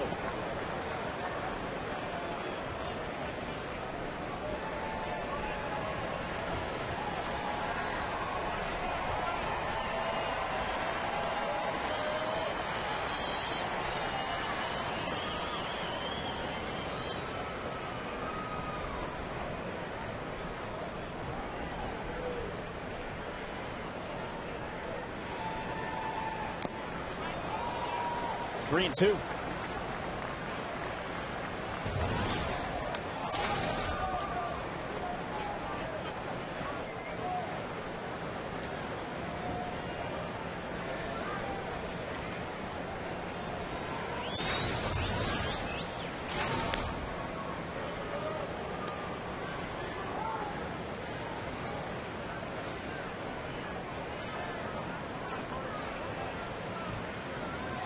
And the 3-2 with the runner going, and it's skied in the air to right.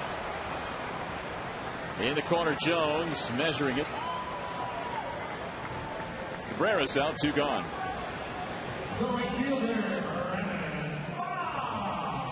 That'll bring up Brennan Bosch.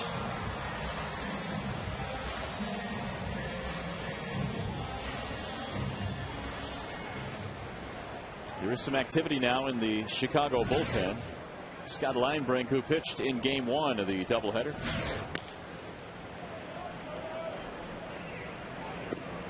Breaking ball stays outside. 1-0 on Bosch. With the start that Torres got off to, I really didn't think he'd be around in the 6th inning. But here he is. The Tigers have not gotten to him since that 4-run second. Big swing by Bosch. 1-1. Good changeup. He hadn't thrown many of those today, but some pretty good arm action with that changeup. You can see the grip, circle change. Good pitch.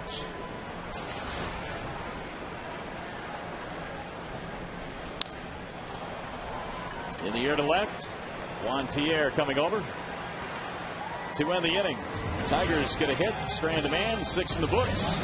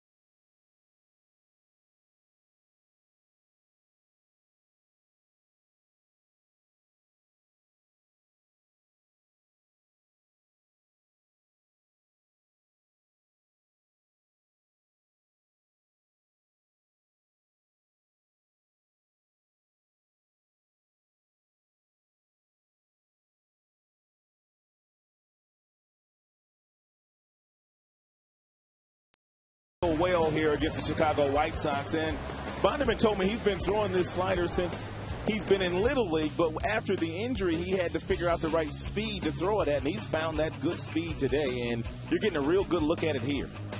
Real nice dot, real nice spin, nice depth. Good results today. That's our Bell Tire pitch by pitch. The Bonderman slider. Spun one up there to Konerko that almost hit him.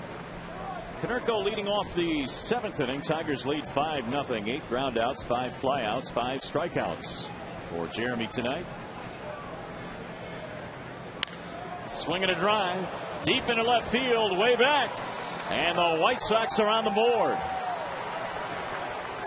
You can't really throw a fastball by Paul Konerko in a fastball count, and that fastball at 88 miles an hour was at the top of the strike zone, and Big Paulie crushed it.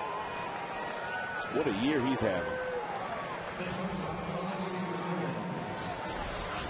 It's a fastball, 88, right down the middle, tad high, and just a real good swing by Paul. That'll be his 26th home run of the year, which ties him with Cabrera for 2nd in the American League. Everybody's chasing Jose Bautista, who has 32. 5-1. Ground ball foul, third base side. 1-1 on Alexi Ramirez.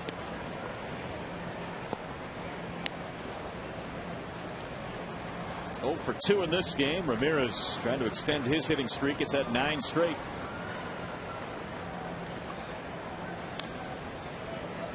That last home run by Konerko went 423 feet beyond the bullpens into the seats. And speaking of the bullpen, Phil Koch and Robbie Weinhardt.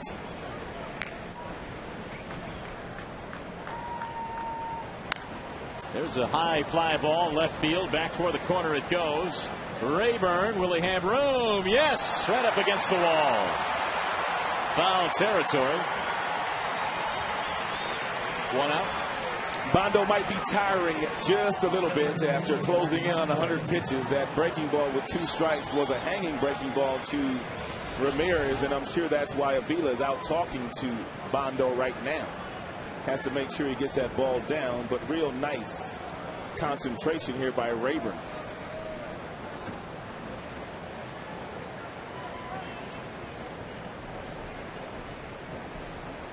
He knows it.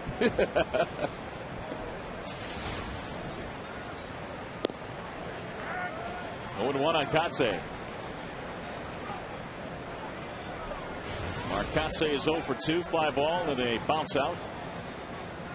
Batting just .216.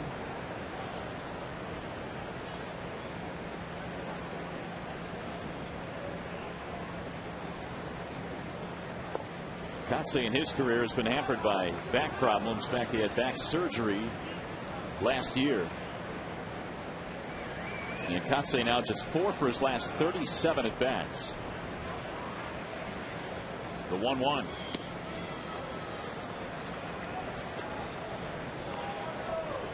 Five runs, 9 hits for Detroit. 1 run, 5 hits for Chicago.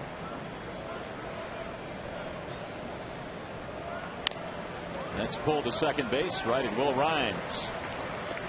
2 gone. So Bonderman recovers after the leadoff home run by Konerko. Here goes Jim Leyland. And he is signaled to the bullpen. 101 pitches into this game. Jeremy Bonderman will be done.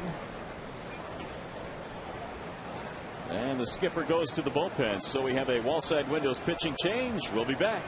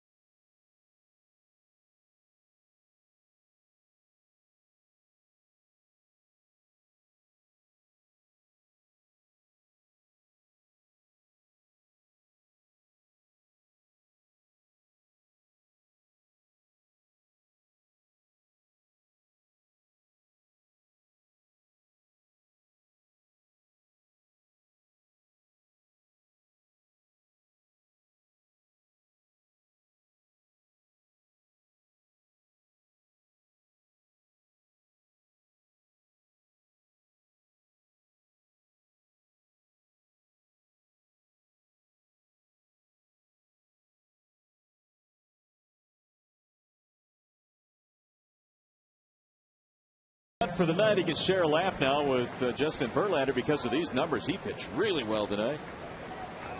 6 2/3. He walked 1, struck out 5, and the only run he gave up, the home run to Paul Konerko. Just what the Tigers needed. So Robbie Weinhardt is on now to try and get the final out here in the 7th inning. Ramon Castro, the batter. Strike in the outside corner. And Robbie comes in 1-1 in the 10 games that he has pitched in since coming up from the minor leagues. Only 2 walks in 11 2/3 innings. Just out of the reach of Santiago into center field. 2-out single for Castro.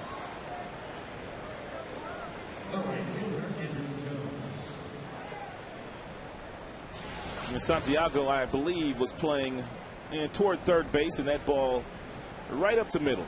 It's a great effort by Santiago. Here's Andruw Jones.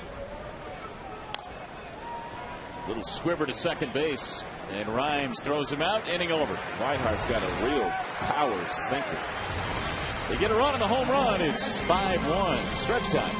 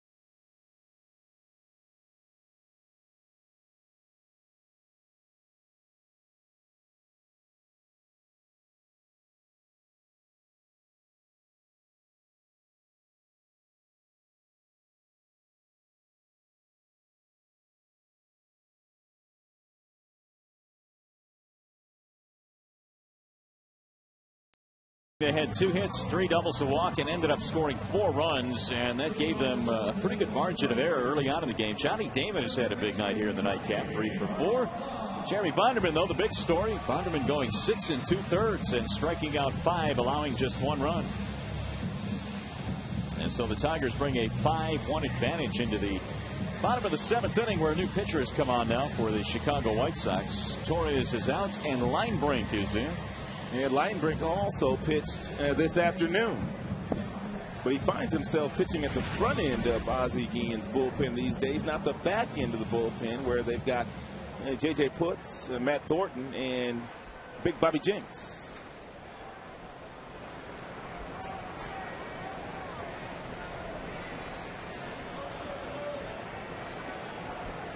Johnny Peralta leads it off for Detroit. And he takes a strike from Scott Linebrink. Bonderman tonight, 102 pitches. The most that he threw in a start since 103 back in May against Boston. Excellent work tonight for Bondo. Peralta rolls one foul, 0-2. Linebrink first got to the big leagues back in 2000 with San Francisco. He went to Houston for a spell. And then pitched some really good baseball with San Diego.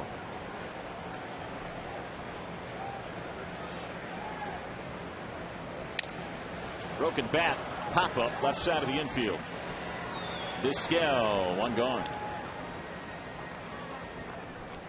Hey fans, follow the Tigers on your iPhone, iPod Touch, BlackBerry, and Android phones with MLB.com at Bat 2010, featuring play-by-play, video highlights, and live audio broadcast. Visit Tigers.com today for all the details that you need. There's Ryan Rayburn. Swings through a breaking ball. It was left up, 0-1. Rayburn is 1 for 3. Ryan part of that 4-run second. He had a base hit, scored a run. Tigers have not scored since getting 4 in the second.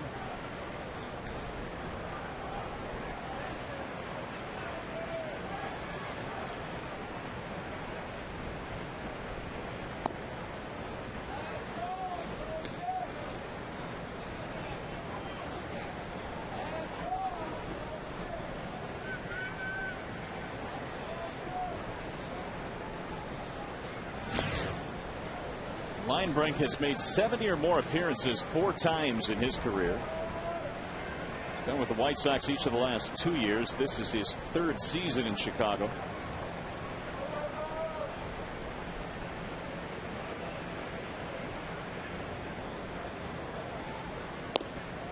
Missed the outside corner, 2-2. 96. Where'd that come from? I didn't know. And Linebrink had 96 in his back pocket.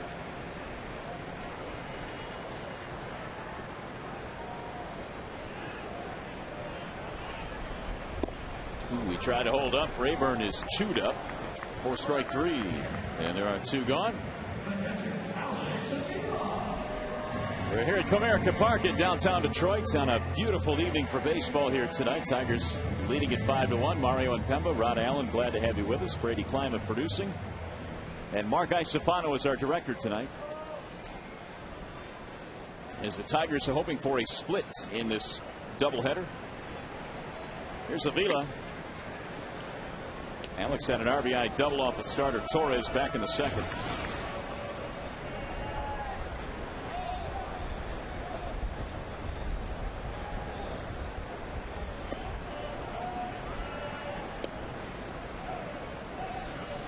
Two 2-0 on Avila. And back-to-back changeups missed the strike zone by Linebrink. If you're Avila, you pretty much know what you're getting right here.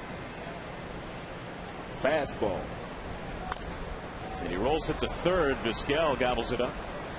And the Tigers go 1-2-3 in the 7th inning. So we'll head to the 8th here at Comerica Park. Tigers on top.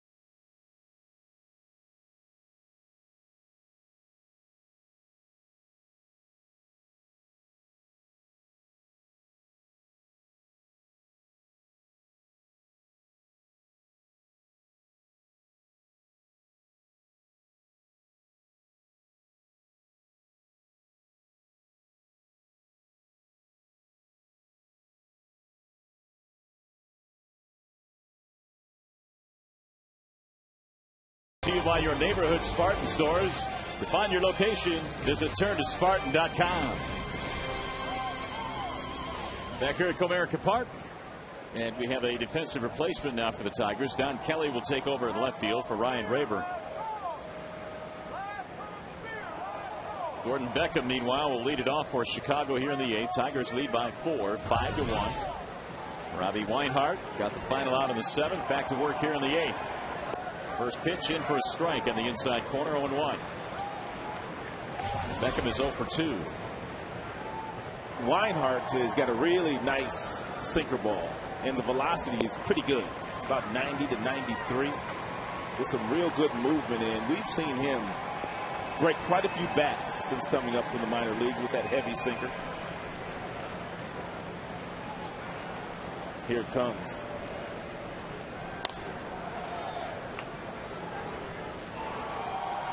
Beckham, then Pierre, then Vizquel in the 8th.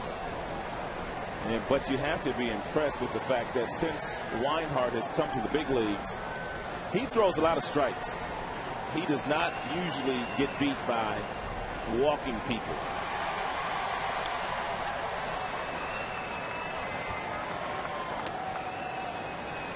Last couple of 0-2 pitches have probably been a little bit too good. You don't have to throw a strike here. You can expand your strike zone against Beckham.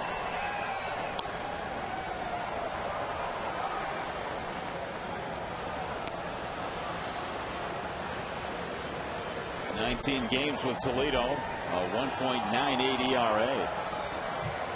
In fact, in his final 19 innings, he did not allow a run at Toledo before coming up. That's right at the first baseman, Cabrera. 1 gone. Top of the order now, Juan Pierre.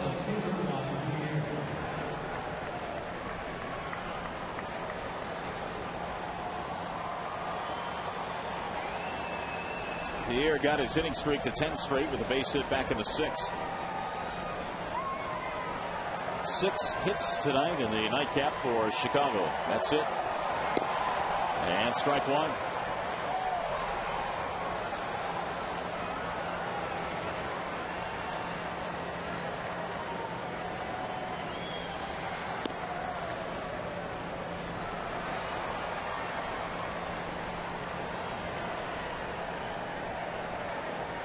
White Sox came into this one with a record of 62-35 since the start of the 05 season against Detroit. They had really dominated this series. But the Tigers jumped out to a 5-0 lead tonight, holding on to a 5-1 lead right now.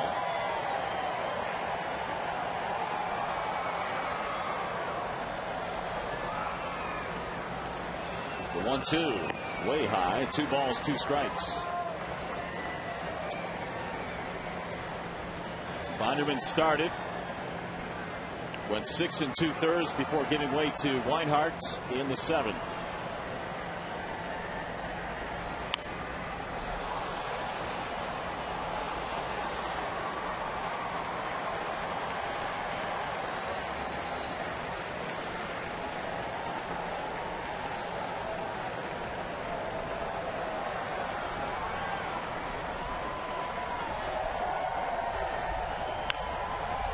Fouled away again.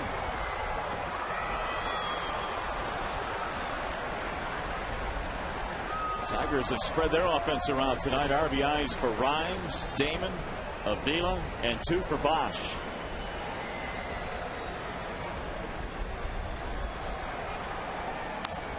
Another foul. Juan Pierre has always been one of those guys that's very difficult to strike out. Just has a knack for putting the ball in play.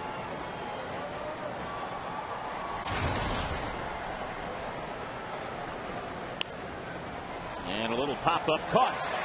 Soft liner. Peralta hauls it in, and there are 2 outs. Let's check out the Tigers McDonald's player of the game voting. How's it going so far? Pretty close. Jackson 19%, Bosch 16%. And Johnny Damon 14%. And they love Action Jackson.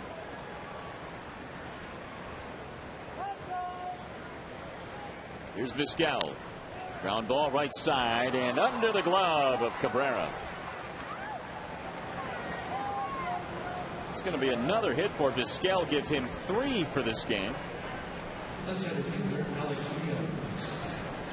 take a look at our Lincoln Mercury Exmo. That one was just out of the reach of the big fella. A couple of steps, leaves his feet.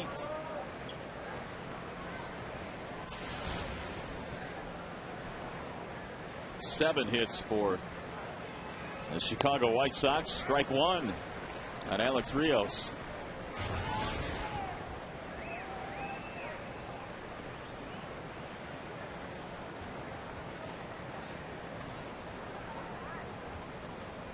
Rios hit into a double play in his last at bat, 0 for 3. The 0-1 pitch.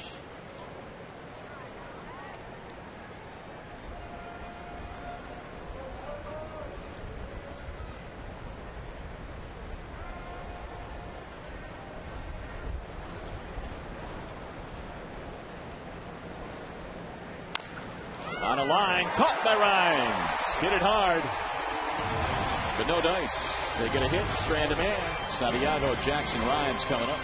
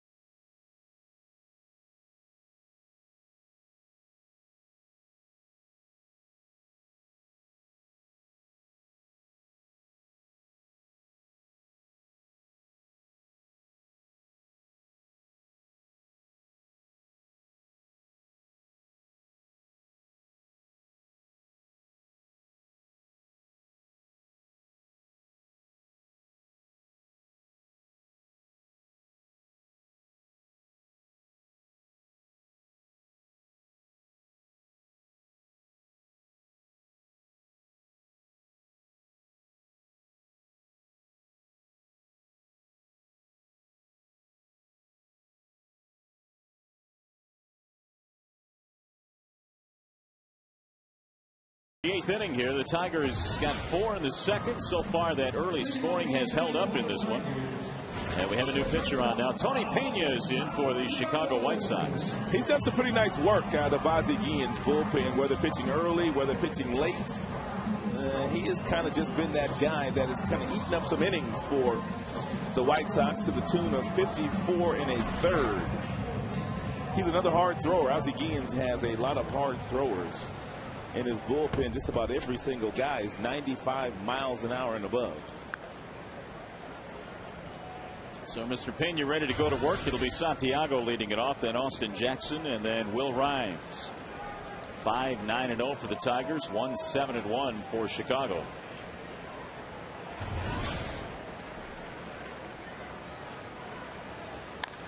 Bouncing ball and a high chop over the head of Kotze, and no play for the second baseman Beckham. Base hit for Santiago, his second hit tonight.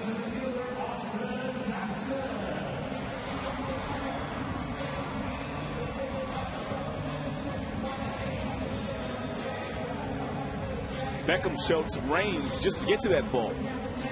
He's a shortstop by trade. Played third base last year. Now, this year, playing second base.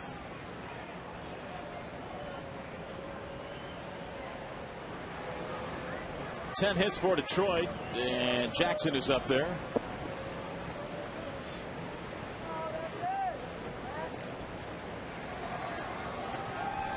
Austin in the game with a walk and a run scored. He had 3 hits in the opener. Batting average of .309.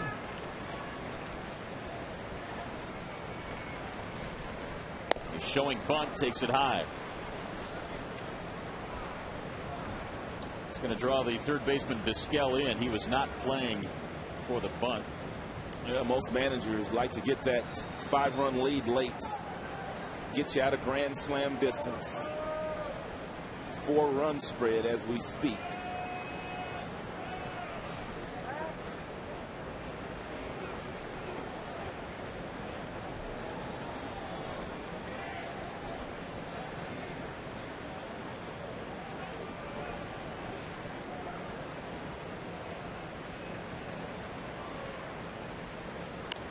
He popped up the bunt, but it's off the screen. Only one sacrifice this year for Austin Jackson. 1 ball, 1 strike.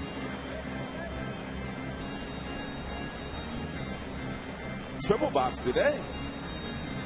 Now that's impressive. Yeah. Hello. Second game of a doubleheader, and they're pulling out a 3-box. Really good. Here's the 1-1.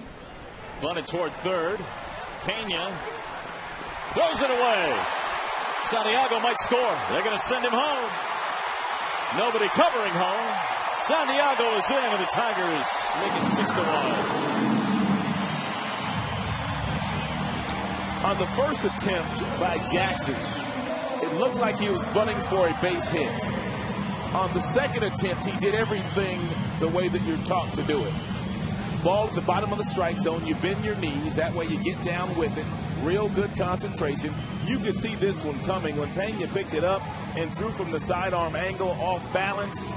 And that one had no chance for Kotsay to make that play.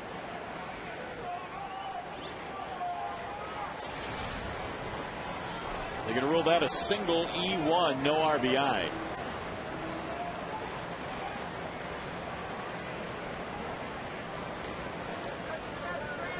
Now here's Will Rhymes. The lead is 5, and they have a runner at second base. Fouled off, 0-1.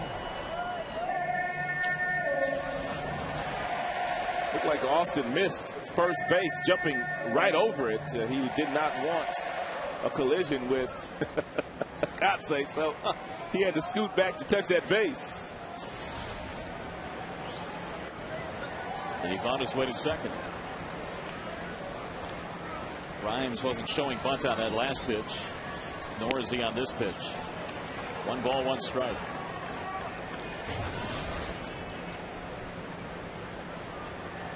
Vizquel on the cut of the grass at third. Rhymes with an RBI single tonight, 1 for 3.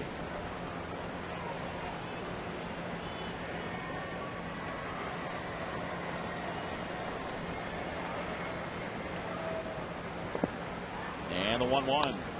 Driven down the right field line. It's going to hook, though, and go back out of play.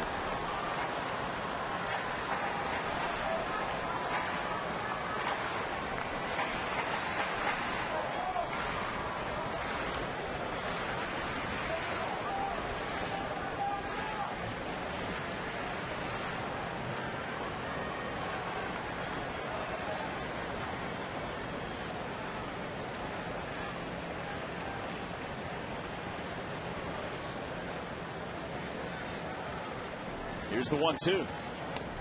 Oh, got crossed up. Yikes. Wow.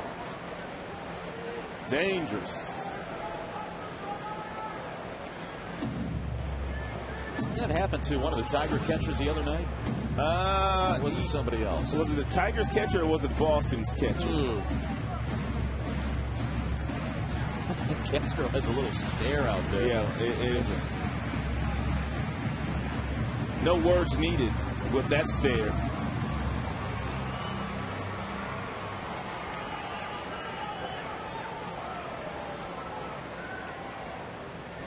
When you're looking fastball and you get a breaking ball, no big deal. But the other way around, look out.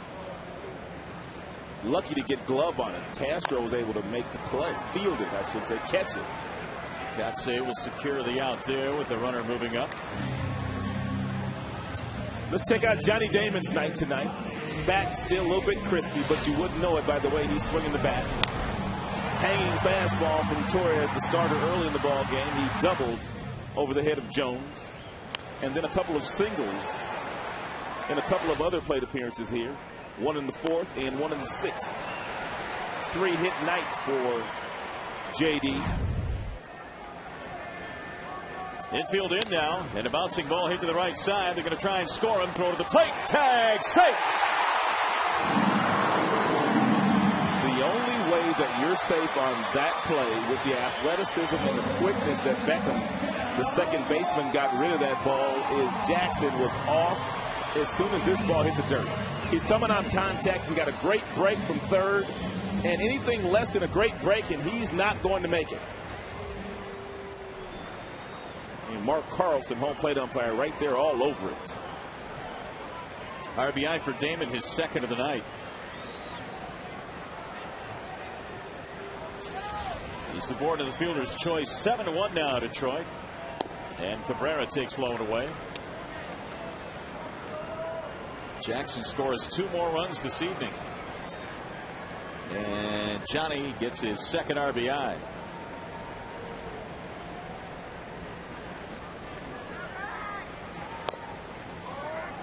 One and one. 2 walks tonight for Cabrera. 1 was intentional. 0 for 2 otherwise.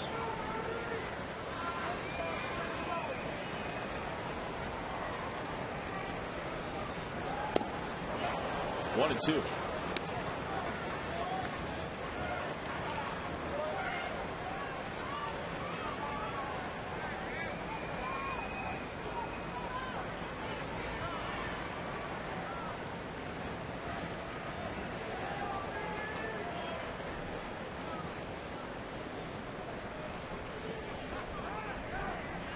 Cabrera given time at home plate.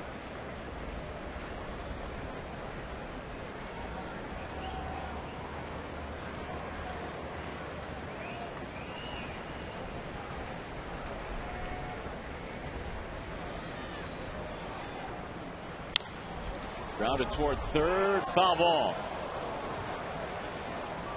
How tough route is it going to be for Cabrera now down the stretch in the final 2 months to keep from expanding his strike zone? We've seen him walk intentionally in this one, and a lot of teams certainly will identify him as the guy they want to pitch around. And I would imagine sometimes he get a little bit jumpy at home plate. And he does do that on occasion, but I think he had some years in Florida where he was pretty much the big guy on campus, and he didn't get a whole lot to hit in his early days with the Florida Marlins. So I think Cabrera is one of those guys that has pretty good plate discipline when he really needs to have that good plate discipline. Yeah, especially with men in scoring position, he has been really good in that respect this year. 350 and higher most of the season. 2-2 on Cabrera. 1 out. Tigers have scored 2 more here in the 8th.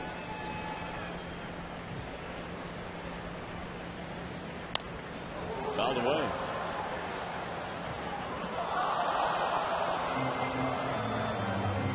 Bosch is due next. And Cabby, such a dangerous hitter with power to all fields.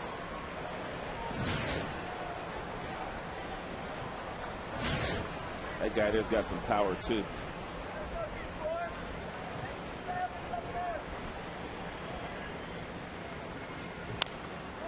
Popped up. First base side for Kotsay.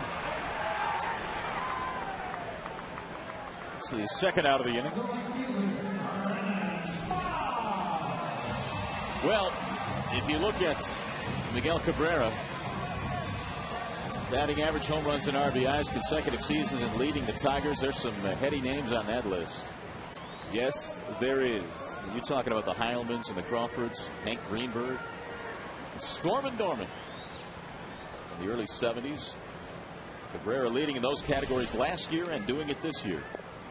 Bosch cuts and misses. That's why Al Kaline said that Cabrera is the best hitter he's ever seen in a Tigers uniform. And he's not happy. He got a couple real good pitches to hit there from Pena and missed them. He's been held hitless in this doubleheader. Big swing by Bosch, 0-2. 11 Tigers hits in this nightcap, and they lead 7-1.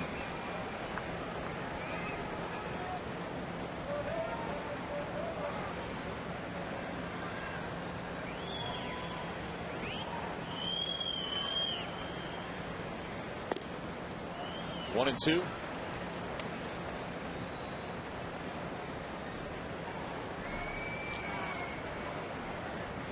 Game 3 in the series coming up tomorrow evening here at Galarraga, and Edwin Jackson, the former Tiger. Day game on Thursday to close it out. Scherzer and Freddie Garcia.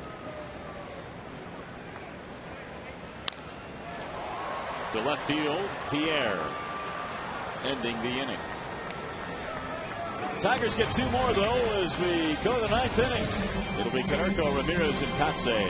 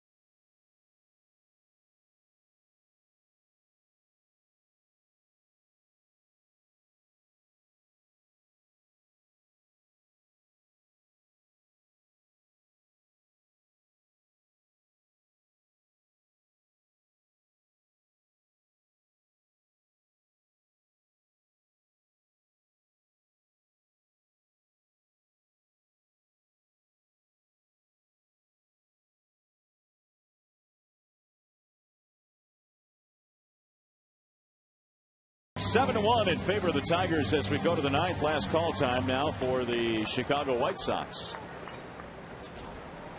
And Paul Konerko will lead things off. He's made some adjustments in this game. Bonderman got him out by throwing him with some sliders. Down his first time up for the strikeout. Then he got a base hit off of him. And then on a 1-0 count, Konerko made a big adjustment. He got a fastball at the top of the strike zone and hit it 400 feet from home plate. And Konerko has been responsible for their only run in this game as Ryan Perry takes over now out of the Detroit bullpen. He has done most of the heavy lifting all season long for the Chicago White Sox. Quentin has chipped in, and of course Alex Rios has had a very nice year, but most of the power has come from Paul. Konerko now tied with Cabrera for second in the league in homers as you look at the numbers on Ryan Perry. And 35th game now that Ryan has been in. 2 wins, 4 losses, earned run average a shade over 5.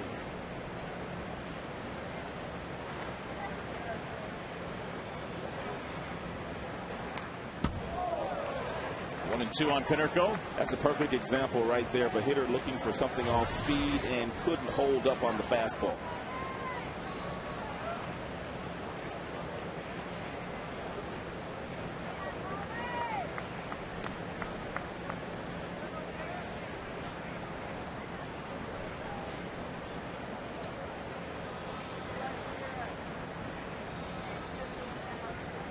And the 1-2.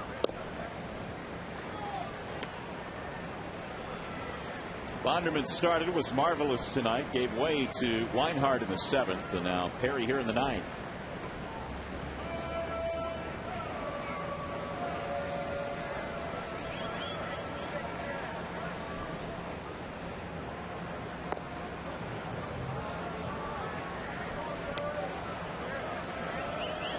3-2 on Paul Konerko.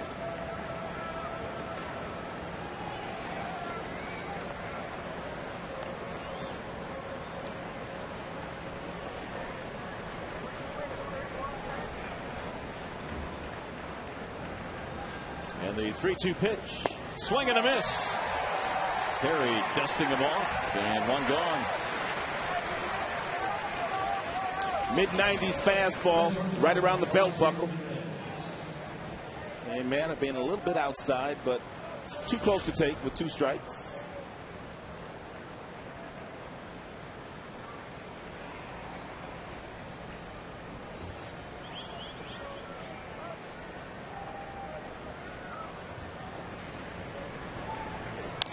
Bouncer right back the mound off of Perry, and Rhymes will not get there in time. It'll be an infield hit for Alexi Ramirez. 1 on, 1 out.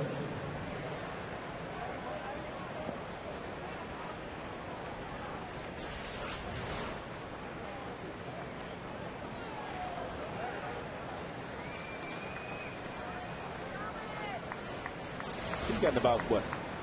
3, 4 infield hits in this 2-game series today.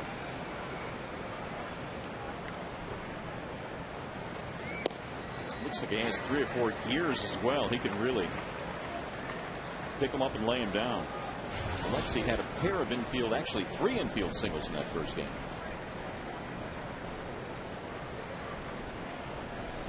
I'd say the batter. When you write that on your scorecard, do you put infield variety on there? I do. Good for you. There's a toss to first, and they retire Kotsay. And there are 2 gone. Runner advances. So with a runner at second base, 1 more out to get, and the Tigers get a split. Well, if you're the Tigers, what you wanted to accomplish coming into this series was to win the entire series. You've split the doubleheader. Obviously, you got to take the next 2 with a win today, and that's what you needed against the White Sox. It's the only way that you're going to cut into the 7-game lead that they currently have over you. So here is Castro, and he fouls it away. Well, mission accomplished. At least 1 more out in mission accomplished here tonight. We talk about this stretch that it was going to be for the Tigers and how important it was on this homestand to play like they have all season long here in this ballpark. Critical. Ground ball to third. Peralta has it there. Should be it. And the Tigers do indeed get the split. Good win after not playing good baseball this afternoon. 7-1. The Tigers win the nightcap behind a 4-run second inning, and Bonderman's